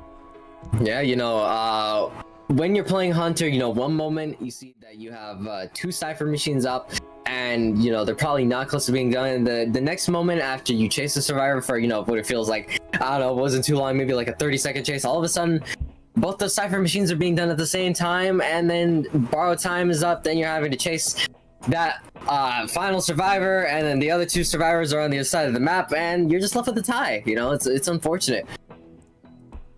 Yeah, it really is, but I mean, going into this, the second half of round 2 here, the second half of the second round, yeah, the second half of the second round. Wow, you know, we could actually see the set end right now and right here, Chip. All that CH4 needs to do is get 3 survivors out of this gate against Fafa IDV, and if that happens, like, all this whole thing it's a done deal. It's finito. However, if Fafa is able to get the draw or the 3 survivor elimination, we will be, or, well, a draw or better, I should say, we will be moving on. We will be seeing a round 3, and, you know, I don't like to be biased as much as I can, but I really, really want to see a round 3 against these 2 teams, Chip. I too want to see a round 3, you know. Just, you know, I feel like when you're getting both the teams down to their wit ends, you're really able to see what crazy things that they have in their back pockets to be able to use and win. And that to me, as a commentator, not just as a commentator, but also as a viewer of games like these, is very important for me, you know, because everyone knows the meta, everyone knows the best survivor picks, everyone knows the best hunter picks, but when you're down to the wire, what is gonna give you that win? And those matches are some of the most exciting, hectic, heart rate increasing, and adrenaline inducing matches, and I love those. So we are going to be seeing the Hullabaloo getting banned, Survivor side, Hunter side going to be banning the Seer Puppeteer, Anti-Crane, and the Barmaid. Survivor picks are going to be the Perfumer, the Knight Embalmer, and the Explorer. So quite interesting picks here. You know, it feels a bit more diverse than what we usually see. Not too crazy meta, you know, the Perfumer and the Explorer. I feel like we do see, you know, a good bit of Embalmer, and Knight being also, you know, not too crazy meta. So it is nice to see some Survivor variety here. Let's see what Fafa decides to go with here. Yeah, I mean, if you ask me, once again, this feels like they're really aware that Goatman can come out at any time. Seeing that Perfumer pick, I think, is really evidence of that, because who does Perfumer really counter? You know, like let's you know, break it down. Who does Perfumer really counter? And like Goatman is the only hunter I can think of on my list. Yeah, you know, Perfumer does counter really well the basic attack hunters that don't have anything else on their name, and we're going to be seeing the Goatman coming out here, so this Perfumer pick is going to hopefully be able to help them quite a bit here. You know, the Explorer on the leg side is also quite the good pick. You know, if he spawns like in the cornfield, he's quite the difficult survivor to find. You know, you have to have really good eyesight or really good knowledge of where that Explorer is going to want to hide, especially of like spawn points where he's going to be closest to. And yeah, he's going to be spawning in kind of that area. He's going to be spawning at the shack side there, with the Perfumer spawning bottom left of him, and then the Knight and Embalmer are going to be spawning over there by boat and by I don't know what the area is called, close to beach respectively. Yeah, I mean, you know, and I think the Explorer spawn might be a little bit bad, and I'll explain why. And I might be potentially mistaken about it, but the thing is, when you spawn in shack, you kind of have a very small area where you're actually able to spawn, whereas in, you know, if you spawn somewhere else, you have multiple different directions that you can go to try to hide us. Explore. I really think if you spawn Shack, you are very much limited to hiding inside near the walls or around Shack. You don't really have time to get out to somewhere else and actually set up that that hide before the hunter goes for you. So I mean, potentially we could see Fafa go for that Explorer first for that reason. I think maybe that spawn is a little bit weak, or a little bit weaker than the survivors are expecting it to be. But, I mean, we'll have to see. I could be mistaken about the logic there. Yeah, I kind of agree, right? Because if you spawn inside of there, then you have 3 options. You have the door behind you, you have the pallet, and then you have the window, right?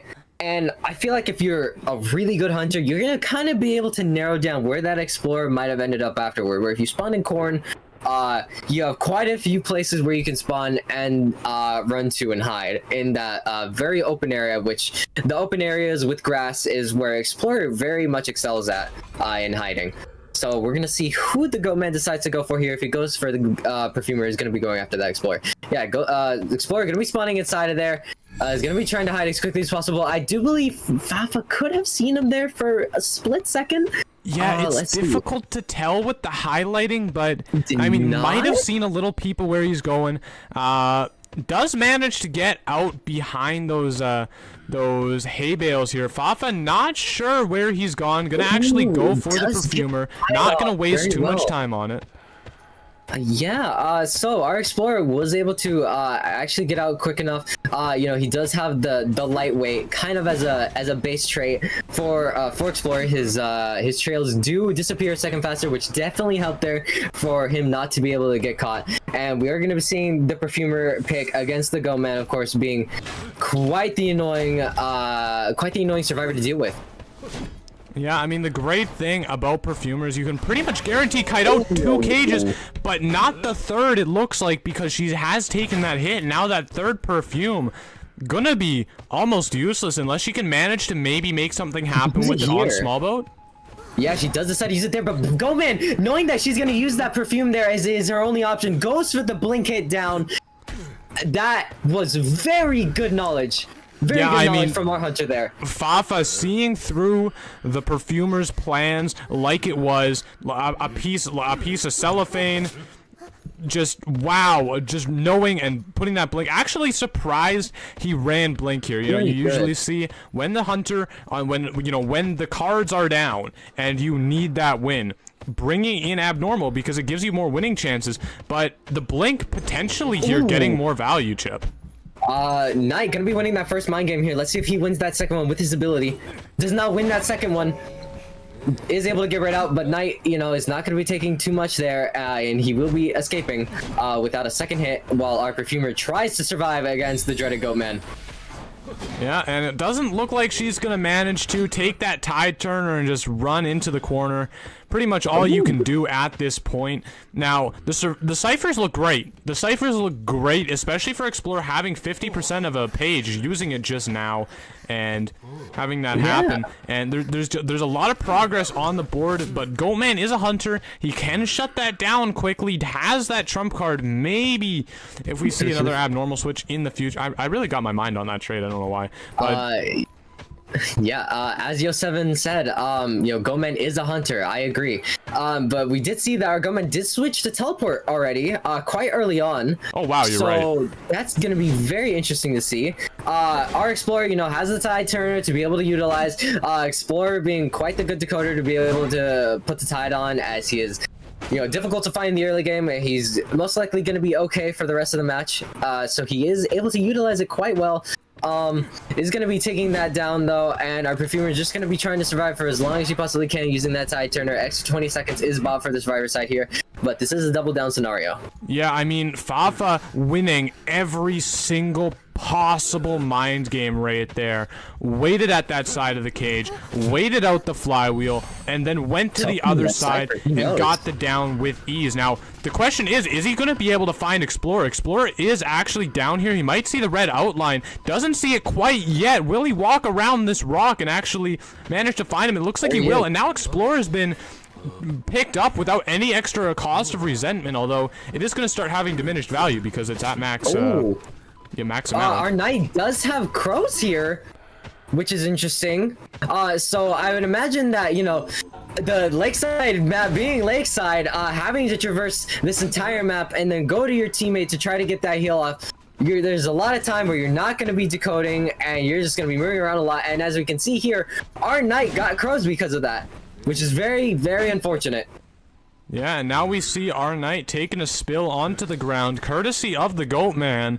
Now bringing the knight to a chair, actually, maybe potentially confident he can figure out where this explorer is, a good idea where he's going, or maybe knows where Embalmer is and can cut him off. I'm not sure the logic of targeting the knight over the explorer here, Chip. Yeah, well, you know, I think it's kind of a thing of he has control of this area. With the fact that he's chairing the knight there, you know, chairing next to this cipher here, which is quite well and done, is a very good play if you're trying to slow this game down like our Goat Man here. And he is going to be getting that double down because of that. Our survivors not being able to reset is quite the detriment, as we are seeing now. Yeah, Fafa once again winning every possible mind game that there is to be won in that situation. Explorer has picked up another page, probably going to go try to use it, but Fafa, it seems, has actually caught on to where that Explorer is. He's going to decode and confirm that location to him. Now, there he goes, right on the heels of this Explorer once again. Embalmer does self-heal himself and gets the knight off of the chair. So that cipher that's at 80% is going to start getting pushed once again. No resentment to go back either. Teleport on the table. Yeah, our Goat Man is going to be securing his next chair here for this match. The Survivor is just trying to do as much as they can to try to survive and get back into this match. Both of them are injured, and, you know, being injured against the Goat Man is kind of, you know, riding down your will at that point. It really is so difficult to try to get out a rescue or to try to get that final cipher machine done, you know, with his ability to be able to just be there in a matter of seconds if he has that resentment up. Yeah, Embalmer using that coffin, basically forced to use it there. Explorer gonna expire, knows exactly where this knight is because that cipher was shaking, and now, I mean, Chip, we are guaranteed at this point, because it is a draw, we are guaranteed to see a round 3, but I think that Prototype is going to win this round. It looks like Fafa is going to be able... And Balmer actually picked up that 56% password page. If he manages to use it, we could see something happen. It doesn't look like he is going to be able to do that, though. To use it, and he will be teleporting here, I believe. Yes, he will be. Looks like our Goat Man is going to be getting that 4K and putting this Survivor team away. Yeah. Yep. Packing Next each one of them up, and there you have it. Forced Survivor elimination from Fafa's Goat Man. You know, Goat Man is when the cards are down and you need something to be able to get that win out. Goat Man is your guy to go and to get that win out, as we're seeing here. Fafa getting that 4K on the Survivor team. Congratulations to Fafa.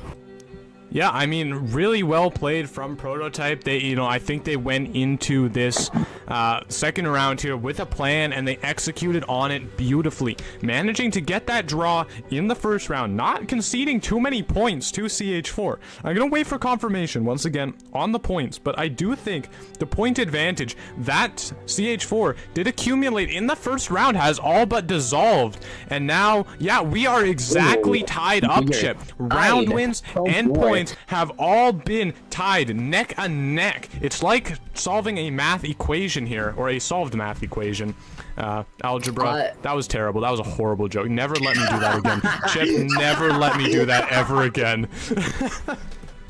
Yo7 gonna be wanting to take back the words that he just said, but you know, there is no ability to be able to quick save and go back, so he will be living with that embarrassment for the rest of his life here, and it is live streamed and it is recorded for the public to see. Now, we are going to be moving on to the next round here. This is very exciting. I am hoping to see more non-meta picks here from both the sides, as I always am. Yeah, I mean, myself as well. I mean, we did see the Wu Chang come out in the first match, which, I mean, if we're being real, it didn't perform probably as well as Prototype was hoping for with that pick. Maybe not seeing that again. That could potentially have spooked them off of it. But you know, they could just stick to their guns and rerun the Wu Chang back. You know, Isn't it if Global they're Band? feeling. It is Global Band. You're right. I'm crazy.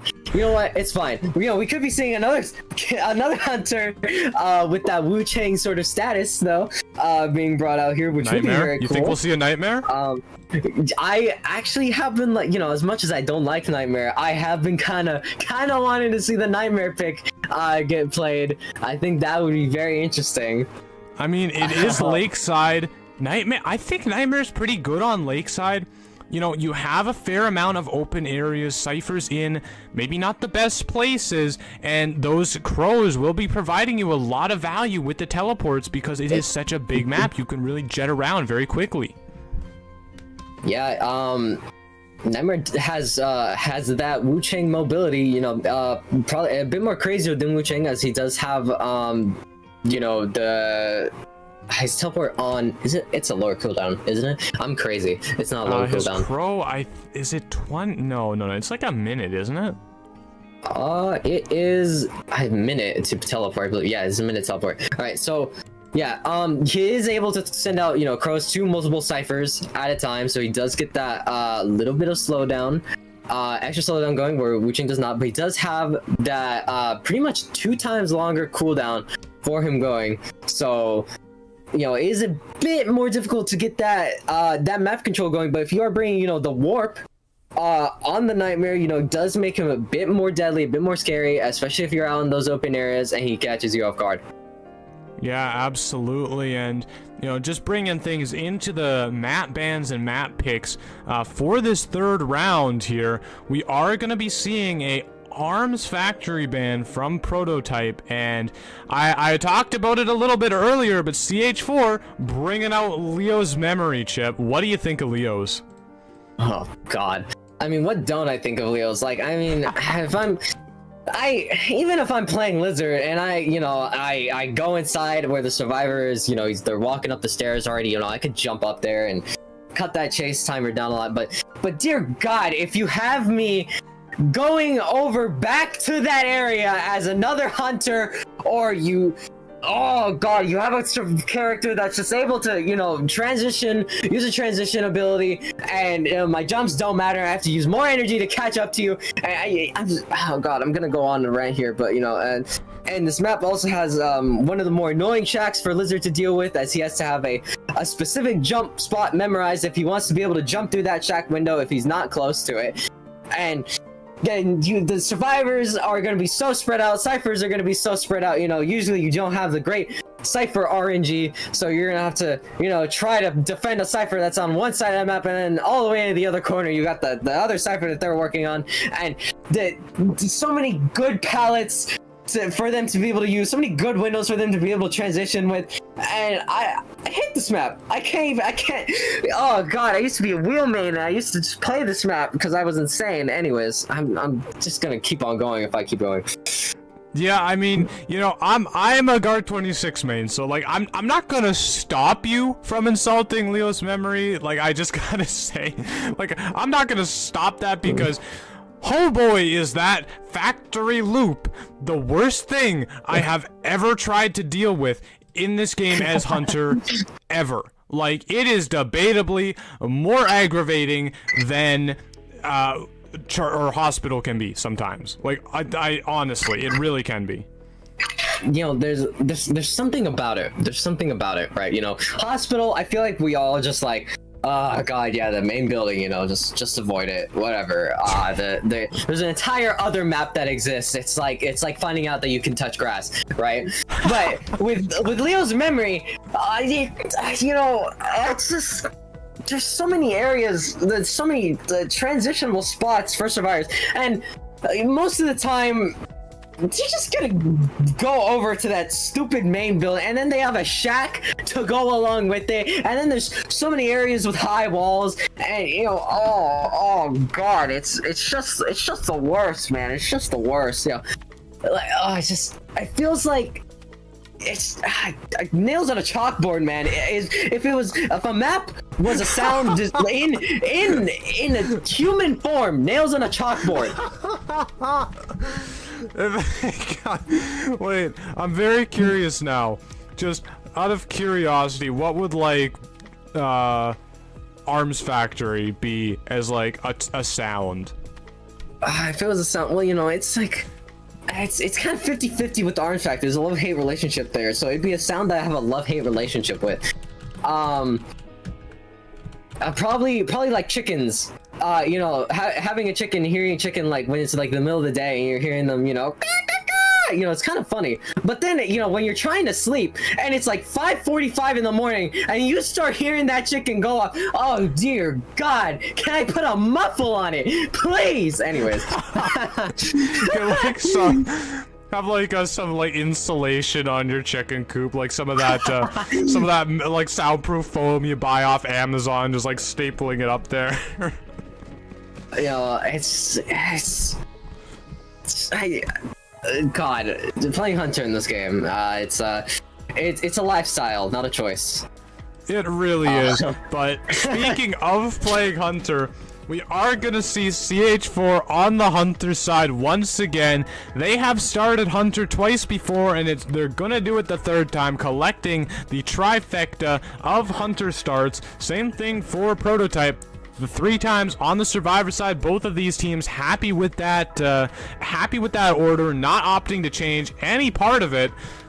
So, I mean, yeah, round 1 going to Prototype, or CH4, round 2 going to Prototype.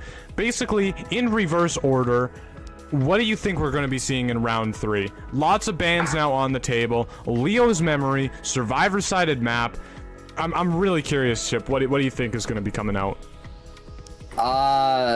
You know, what's going to be coming out is that job application after we get sent to the Leo's Memory. But in all seriousness, I think we're going to be seeing. Let me think about that. You know, we got a map that is so disadvantageous to be a hunter, to exist. It feels like existing on this map is already just such a tedious task. God, it takes out half of my life and it drains my soul.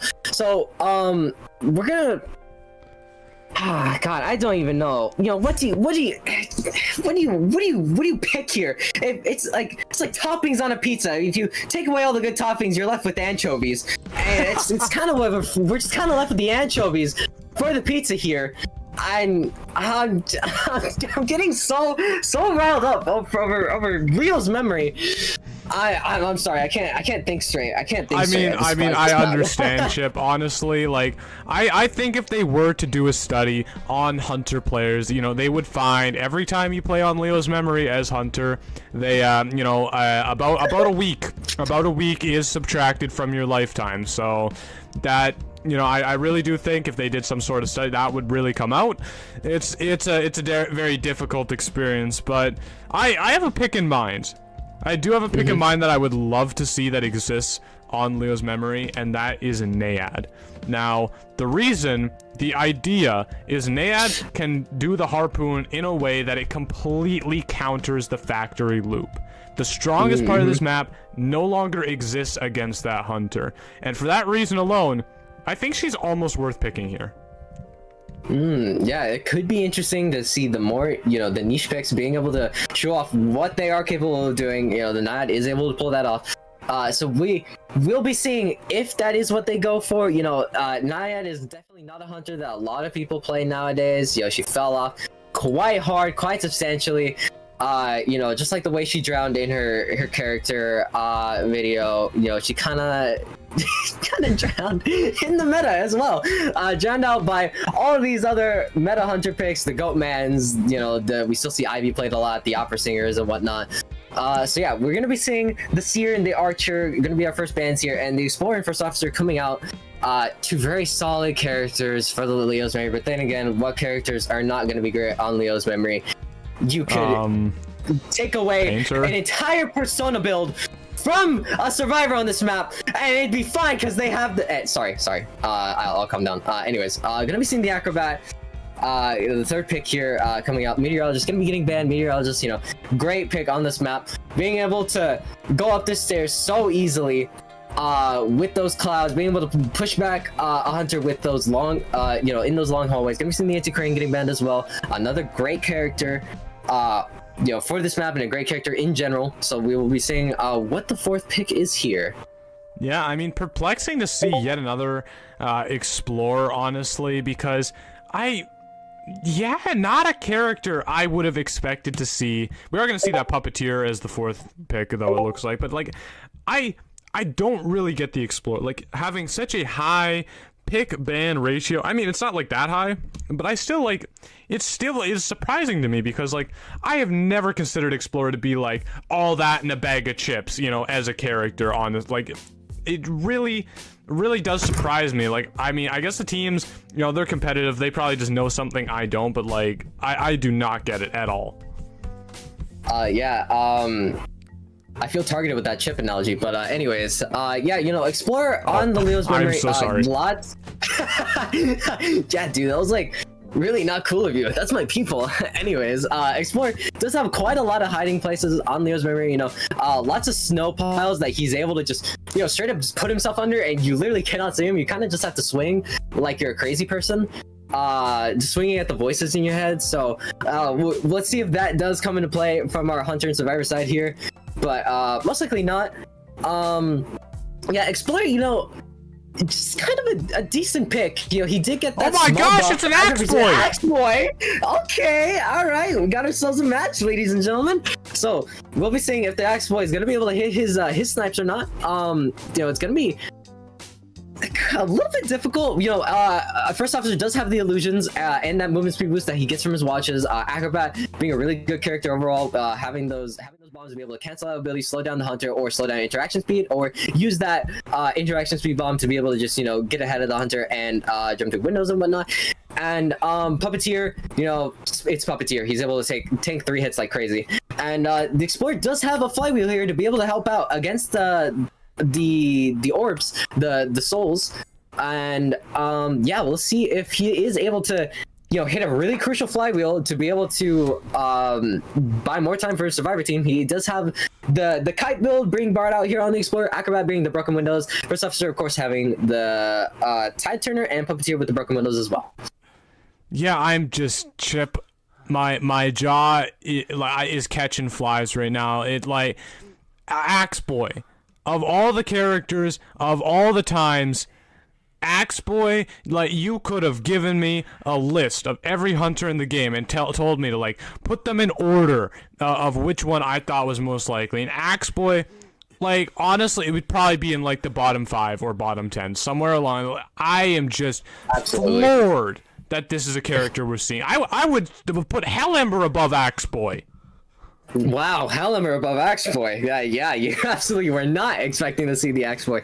But Axe-Boy on this map, if you had the peepers or something, you're able to see through the big walls on the main building or the shack to be able to hit those snipes. If you are able to hit those snipes, which not a lot of people can do, and Axe-Boy, it's very difficult character to learn and to play and to bring out against survivors that have so many tools at their disposal now, especially with flywheel being such a predominant thing in today's meta. It sucks to be able to know how to hit those snipes, but to have that snipe completely canceled out by a flywheel, it hurts them a lot. Yeah, I mean, and we look like we're gonna see the Roots actually helping out the Axe-Boy a little bit here. Did he see the Explorer? Oh my god, he didn't see him! The Explorer managing to defy logic and somehow and actually get that hide. No, you have to remember, everybody, that of course the Axe-Boy here does not have the white outline that we do, so the Explorer definitely jumps out at us a lot more. It's very plausible he did not actually notice him there, and that is bananas. Wow. Really fortunate for him to be able to continue hiding there. Yeah, Axe-Boy, taking one swing at the voices just like I would, not managing to see that Explorer hiding, just behind that rock over there. That was very important for survivors to not have their, main decoder be caught out in a really bad spot. And we are going to be seeing an Axe-Boy hitting that first snipe on the Acrobat here. And Blink is up, so the waste of time trying to look for that explorer, that little bit of waste of time may not matter too much here, as he does have the Blink to be able to end this chase as quickly as he possibly can right now. Let's see if he is able to hit that last snipe. Does not hit that last snipe, but Acrobat does not have a flywheel in hand. And his bombs are on cooldown. So let's see if he will be hitting this Blink here. Does hit the Blink on the Acrobat. He will be going down quite quickly into the round. Two ciphers at one at 60, one at 50, another at 50.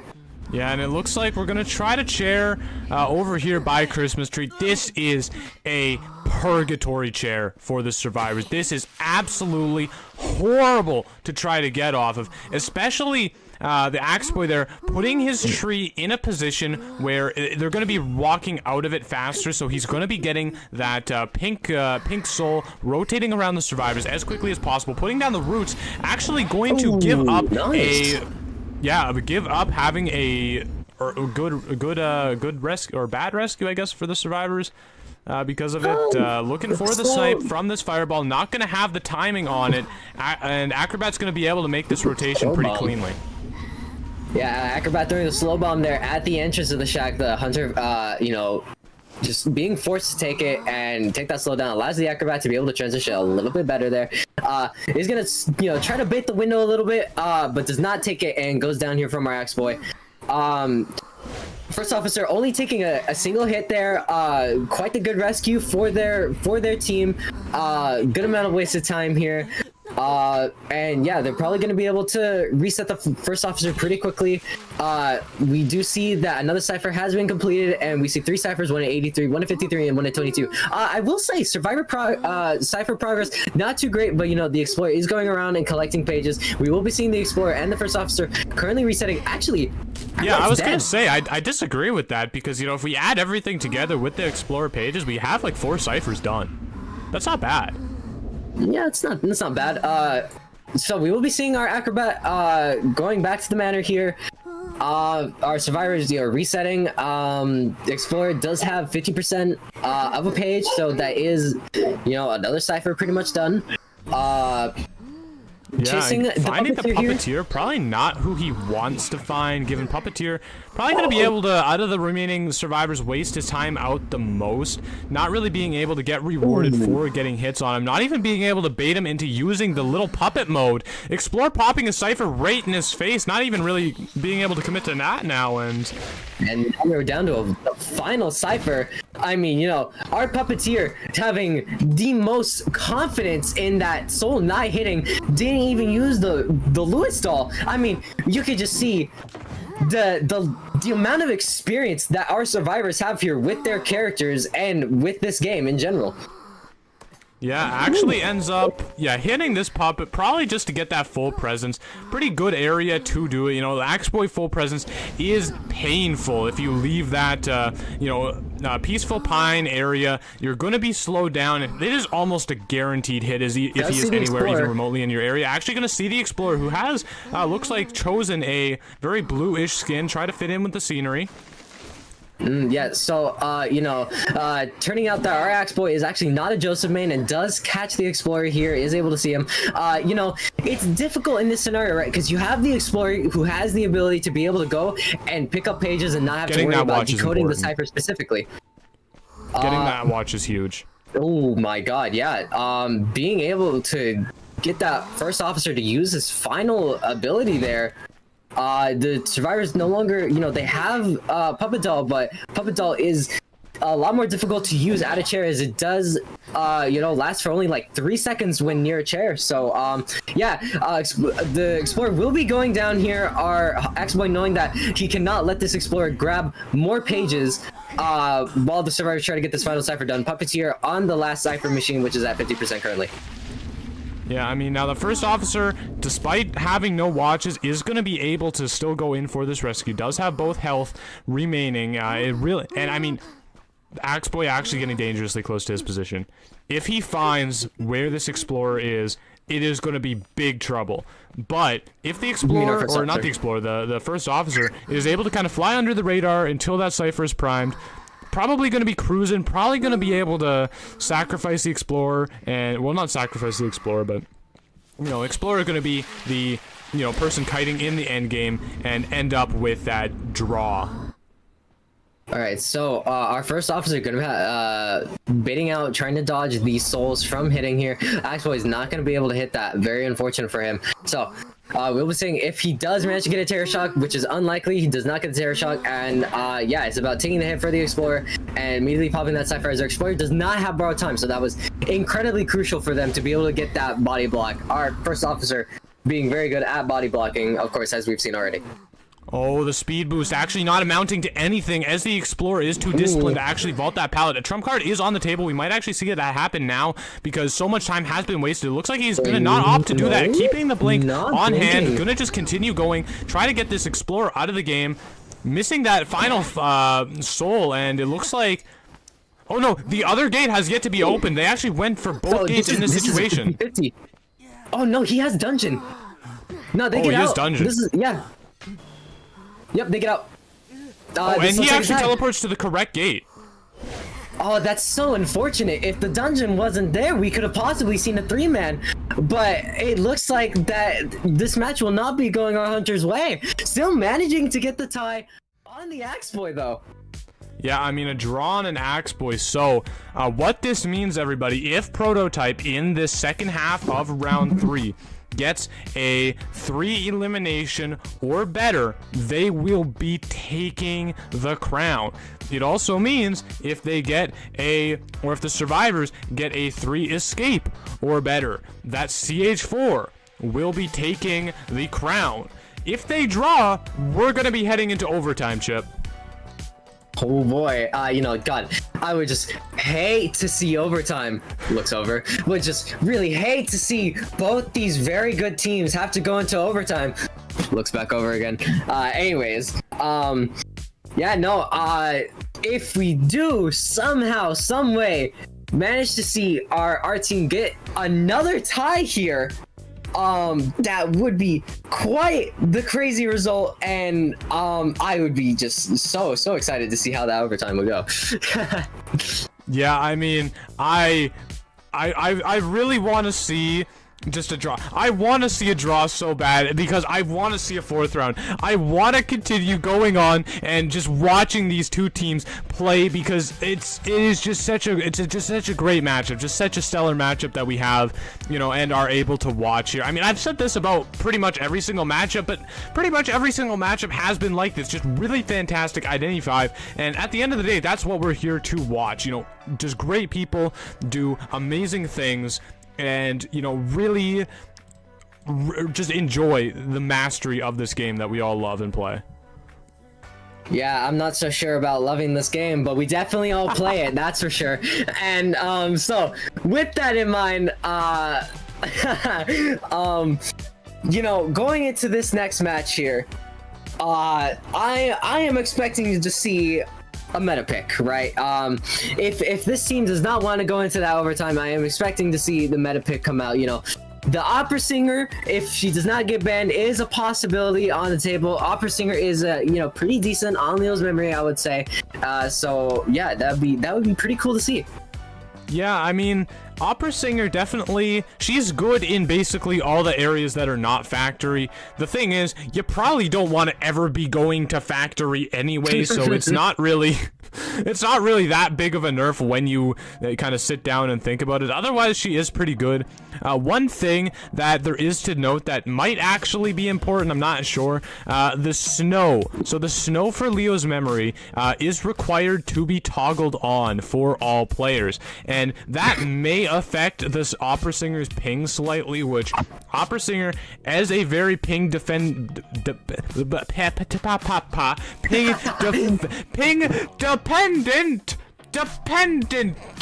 hunter really requires. Yeah, as my friend was trying to say here, after he so unfortunately had a slight problem midway through saying his sentence, yeah, you know, if our Opera Singer does have you know, like the yellow ping, or even God forbid red ping, I wouldn't wish that upon my worst enemies. God, the wheel red ping. Anyways, oh, red ping on that wheel. would be so difficult for our hunter to try to play through.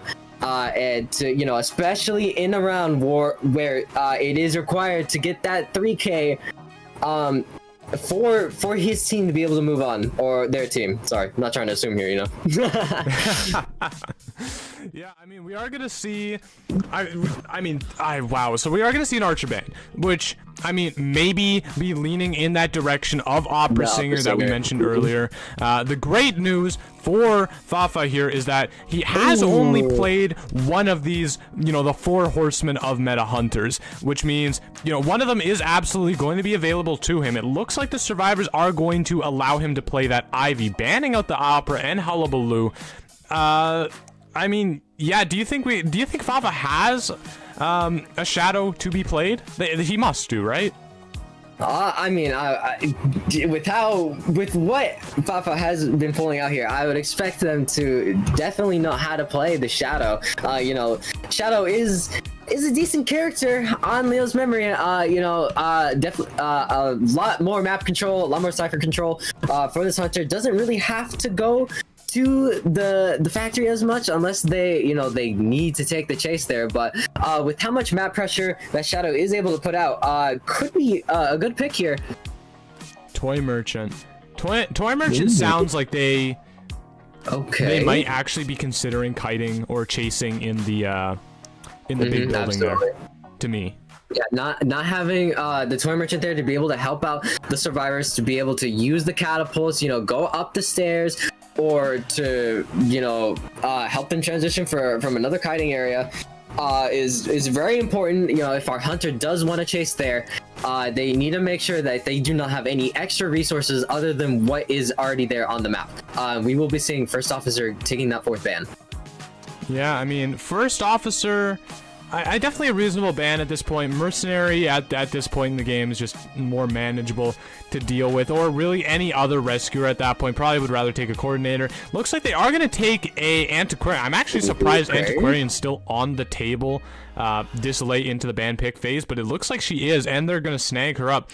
Very, very interesting team, I have to say, Chip. I mean, a lot of decoding and a lot of harassing. Not a whole lot of anything else. Definitely gonna be going for sort of a what I would call a what's it called? Something glass. Glass cannon.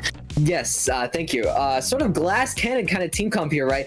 Gonna really want to get that decoding out as much as they can, as quickly as they possibly can. Possibly bring the Luca if the Shadow does appear on the board here. And you know, Meteorologist, Antiquarian both just being really good picks. Mechanic and Prisoner, just, you know, their existence is quite important depending on the hunter here. Yeah, I mean, by bringing that Mechanic and the Prisoner, you are guaranteeing yourself your decoding is going to be fast. Okay, it doesn't matter if one of the decoders is found and, you know, it ends up being the main chase target for that hunter. You're still going to have that fast decoding going on in the background. And I mean, more than likely, they are going to be bringing a full kiting build on both of those decoders, and we're going to be seeing the Antiquarian and the Meteorologist probably rushing to their aid as quickly as possible because they want to buy time for that 3rd decoder to do their thing. Ooh. So we are going to be seeing the Disciple here coming out to play. You know, I'm sure you have a lot of strong opinions on this. Oh, yes, I do, Chip. Don't even get me started. But, you know, for what it's worth, I do actually think Disciple is... I know, I'm famous for hating this pick. I do actually think it's smart here because of what the survivors are trying to go for. They are trying to really maximize, like you said, on that glass cannon thing. And part of that glass cannon is this Antiquarian and this Meteorologist coming in for support. And what can Anne do? Cancel their support. You know, like, it's canceled. It's going home. Like, take it off of Twitter. It's done. Because, like, she's just... And that's why I think it's a smart pick. I really do.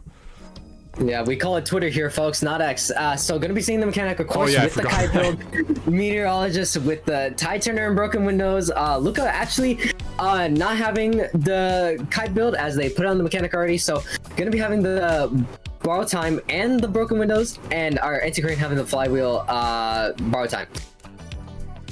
Yeah, I mean, I hate to toot my own horn, but basically exactly what I was expecting. Only one borrowed time. I was expecting Meteorologist to bring borrowed time. Like, the one thing I would say I would have been wrong about is Meteorologist. I thought she would bring borrow time over Tide Turner. Like, just go full on, full, like, you know, full crazy mode, 0 Tide Turners available, rely fully on that support. I mean, Antiquarian can just silence the Hunter. Like, she can just do it right, but, like, Disciple can silence you. Guess what Antiquarian can do for a lot longer. So, we could just see that come out. Yeah, that is absolutely a possibility here. So, loading into our match, probably, what am I talking about? Definitely going to be going after the mechanic here, as a first chase. Why wouldn't you? You know, if you're able to get even one hit on the doll, then that doll, so much of it's, what it's bringing to the table is just going to be off the board, you know, lot less time on hands, even if it does have that, decoding boost to it. So, let's see what the build is here for our Disciple. Is going to be a trump card build on our Anne. The usual does have 2 points in status, so Cheers will be a bit faster. Point in Giant Claw and 2 points in Berserker. A point in Giant Claw, I have to say, is interesting. So is throwing that pallet. That pallet not going to be available for the survivors anymore, and not actually opting to take down the bot. Okay, so... Yeah, going for the ante. Going for the secret cursed option of Antiquarian, not the mechanic. No, actually going back towards an Antiquarian, just kind of playing with our heartstrings a little bit here. Maybe getting Galley to, you know, rotate a little bit off of that corner area, being able to cut them off now. So, you know, just like Anne, I too have difficulties deciding, you know, my big back self has difficulty deciding what meal I'm gonna have.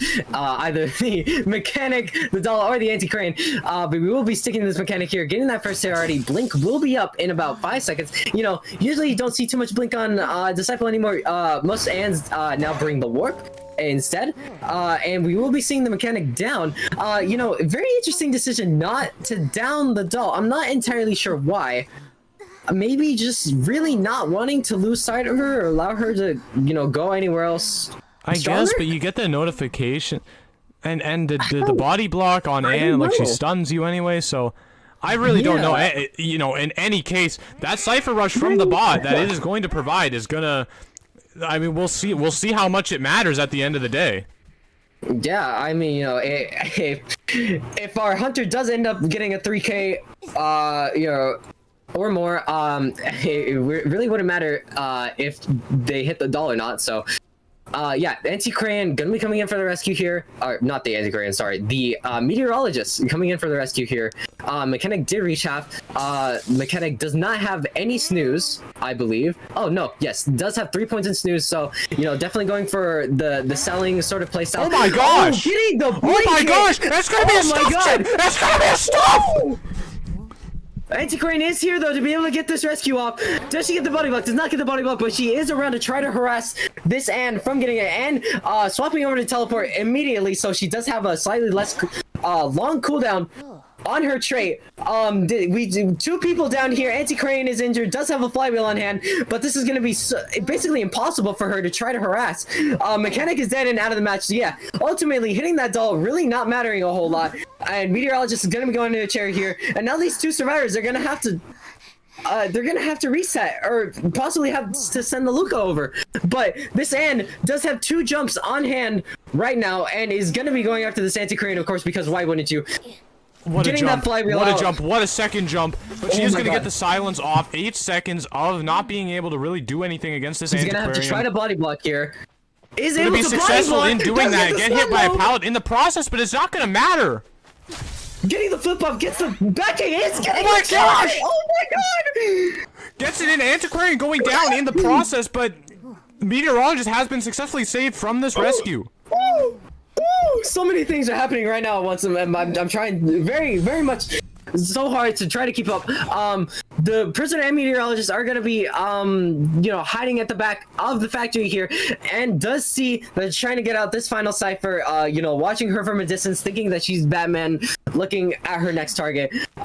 Luca going to be going in for the save here. Doesn't really have a whole lot to work with other than a shock, so let's see if he's able to, you know, somehow, some way, get something crazy. Does manage to get the rescue off and does get that stun off to allow his Anti-Crane to try to live for a little bit longer here, but she's definitely gonna be going for this chair here. You know, why wouldn't she? She doesn't want this Luca to be able to self-heal, and she needs the survivors to try to come in and try to get another rescue while they're at their weakest. Trying to bait out that last piece of flute, but he's just gonna be able to get that jump off, stunning the anti-crane, and she does go down. And The Meteorologist trying to get teleport her is heal gonna off. come Let's see out. if he does. Does she know where the meteorologist is? She doesn't get the heal off. She gets it off right at the end. The stun is gonna come out from the prisoner connection. Will she be able to get to this chair in time? I don't think so. The cats are gonna be deployed by the end, and now the jump is coming out. The cross, the second jump, the stun. Get it. Oh my god. So yeah, this is guaranteed. This is guaranteed. I mean, what else can they do here? They know the dungeon's there. Just gonna be bringing. just taking them down. I mean, it's and it's over. The surrender, the bow after a graceful performance. Oh my goodness. Oh my goodness gracious. Jolly G Williker. I don't even know what else to say. I mean, Chip, I don't have any more words than you do right now. A third round disciple when it mattered most, and they come in. Fafa, the madman, comes in and gets a 4 survivor elimination with it. Oh my god. I mean, what more could you ask for a match that is coming down to the wire for both of our teams? Absolutely insane plays from both sides, might I add. I mean, that was crazy. Going for the end pick, the trump card, the blink, and you know, the doll hit didn't matter. The doll hit didn't matter. It just, jeez, why does it matter to hit a doll if you can just get back out of the game insanely quickly, as we saw Peppa do? Exactly. I mean, you could have all the decoding in the world, but if you can't get your teammates off of the chair, you go down too fast. It really, at the end of the day, is meaningless, and that's exactly what we see. Fafa just confident enough to say, you know what, I don't even care. I don't even care about your doll. I don't need it. I am just gonna down you, and I'm gonna down everybody. I am going to create a graveyard in this corner of the map, and that's exactly what they did. I mean, you know, I think us, you know, terrible Hunter players, you and Yo7, would definitely need that presence, or would be definitely wanting that presence, and the mechanic to not have more of her ability. But I think we're just the scrubs here. I don't know what else to say. Fafa pulling out the absolutely most magical disciple I have seen in my entire lifetime, getting that 4K and securing their team the win. Absolutely insane. I'm insane. Wow. Indeed. I guess with that, everybody, that means that prototype, in spectacular fashion, might I add, is moving on into the quarterfinals. They will be who ends up going against YSL, everybody. So I agree with the comment in chat. My toes were also curling. That match had me on the edge of my seat. I mean, that entire interaction. Forget the edge of your seat. I'm on my knees. Like, that was ridiculous.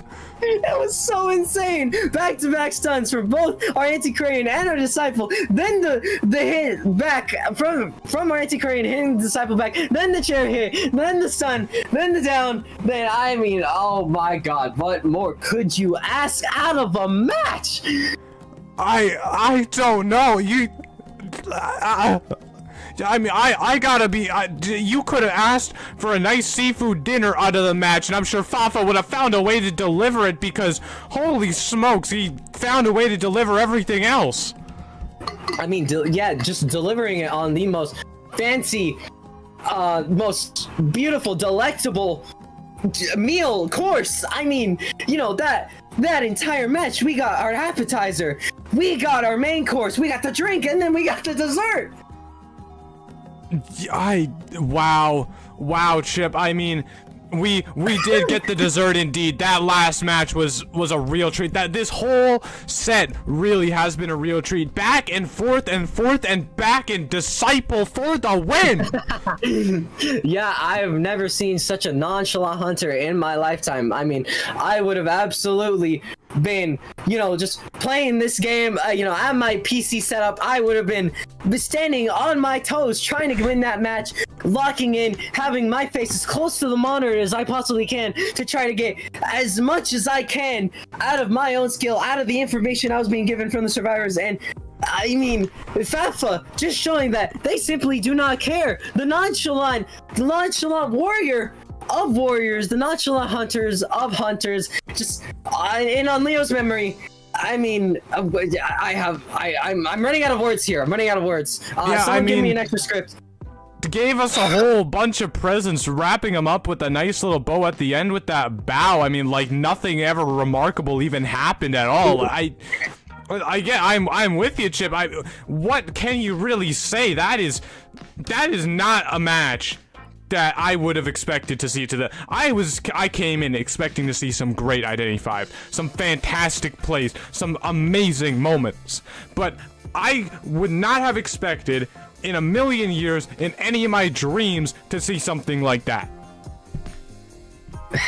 I mean, I don't even know what else Yo7 and I can say that hasn't already been said, because I mean, all you have to do, it is the show don't tell rule, and watching Fafa is the epitome of that. It's showing how good they are at their role, and you know, just and the emote at the end, you know, just adding a little cherry on top to everything. Yeah, I mean, you know what? They say a picture is worth 1,000 words, and I say, you know, Fafa's disciple is worth 1,000 4Ks, because I don't imagine any Survivor team could beat that. Like, after Witness, I don't think anyone in the world could beat it. Yeah, you know, I'd really be praying for anyone else that goes against Fafa. And I'd have to pull out all the stops. I mean, I'd have to pray in every single religion, every single language that there is to even try to get even a little bit of hope against Fafa. And, I mean, as you can see, Fafa being the ruiner, the crusher of hopes and dreams, as they will be moving on, taking that 4K and, you know, probably gonna be celebrating with I don't even know what's your celebration meal, you know, after something like that. How do you celebrate that? I don't know. I mean, I guess a pizza party, right, is the most generic thing, but I feel like maybe they're too eloquent for something like that. Chuck E. Cheese! Guys, we're going to Chuck E. Cheese. I heard Fafa's inviting all of us. Not a lie, completely true. Just got the DM myself. Yeah. Yeah, I mean, okay, well, with that, we're gonna be closing out today, everybody. You know, if I was to sum up this entire set into words, it would just be amazing. Like, I don't even know if amazing cuts it. Phenomenal, stellar, the one of the best sets, not the best, one of the best sets we have seen so far in this tournament. We saw so many fantastic plays from both sides, you know, both hunters, both survivor teams doing amazing things, both crews breaking out the best they could do, throwing it all at the wall, and giving us some of the best IDV we've had the privilege of watching, you know, in this entire tournament. I mean, Prototype eventually coming out in the end, but you know, CH4 will be moving right along with them in our hearts. And I mean, do you have anything else to say, Chip, before, you know, we close out? If you go against Fafa in your IDV ranked match, I pray for you. Those are my closing words. Yeah, I mean, you know, such incredible performances here today to witness. I'm glad I was able to get up from my nap and come join you in commentating these matches, because I would have absolutely missed out on some of the craziest, most insane IDV I have laid my eyes on in a while here. Yeah, wow. I mean, thank you so much for coming, Chip. I really appreciate having you here, you know, on such short notice, I gotta say. But you know, everybody, make sure that you set your clocks. You know, you tune in, mark your calendars for tomorrow, 12 o'clock PST noon. We are going to be going live once again with the quarterfinals. Everybody, the quarterfinals are going to be happening tomorrow. We are nearing the end of this tournament, almost 80% of the way through. I'm so excited. I'm sure all of you are too. You don't want to miss it.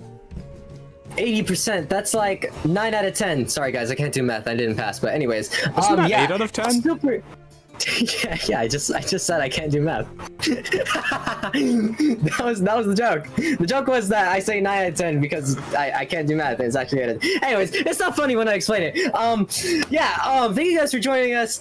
Very insane matches today. Very excited to see those quarterfinals. I mean, this has already been such a, you know, I am very thankful to be commentating over these matches and to be here with Yo7 and my fellow other commentators that I've had the privilege of commentating with. Yeah, it has been great. Yeah, I mean, it really has, Chip, and yeah, I'm so excited to go through the last 3 days of this tournament with you and everybody else. It's gonna be a great time, but yeah, that is going to be it for all of us for today, everybody. Make sure to set yourself up, hit the notification button, join the Discord server. Make sure that you're here tomorrow to see those quarterfinals because it's only getting better from here. And, you know, make sure to stay hydrated, take care of yourselves, and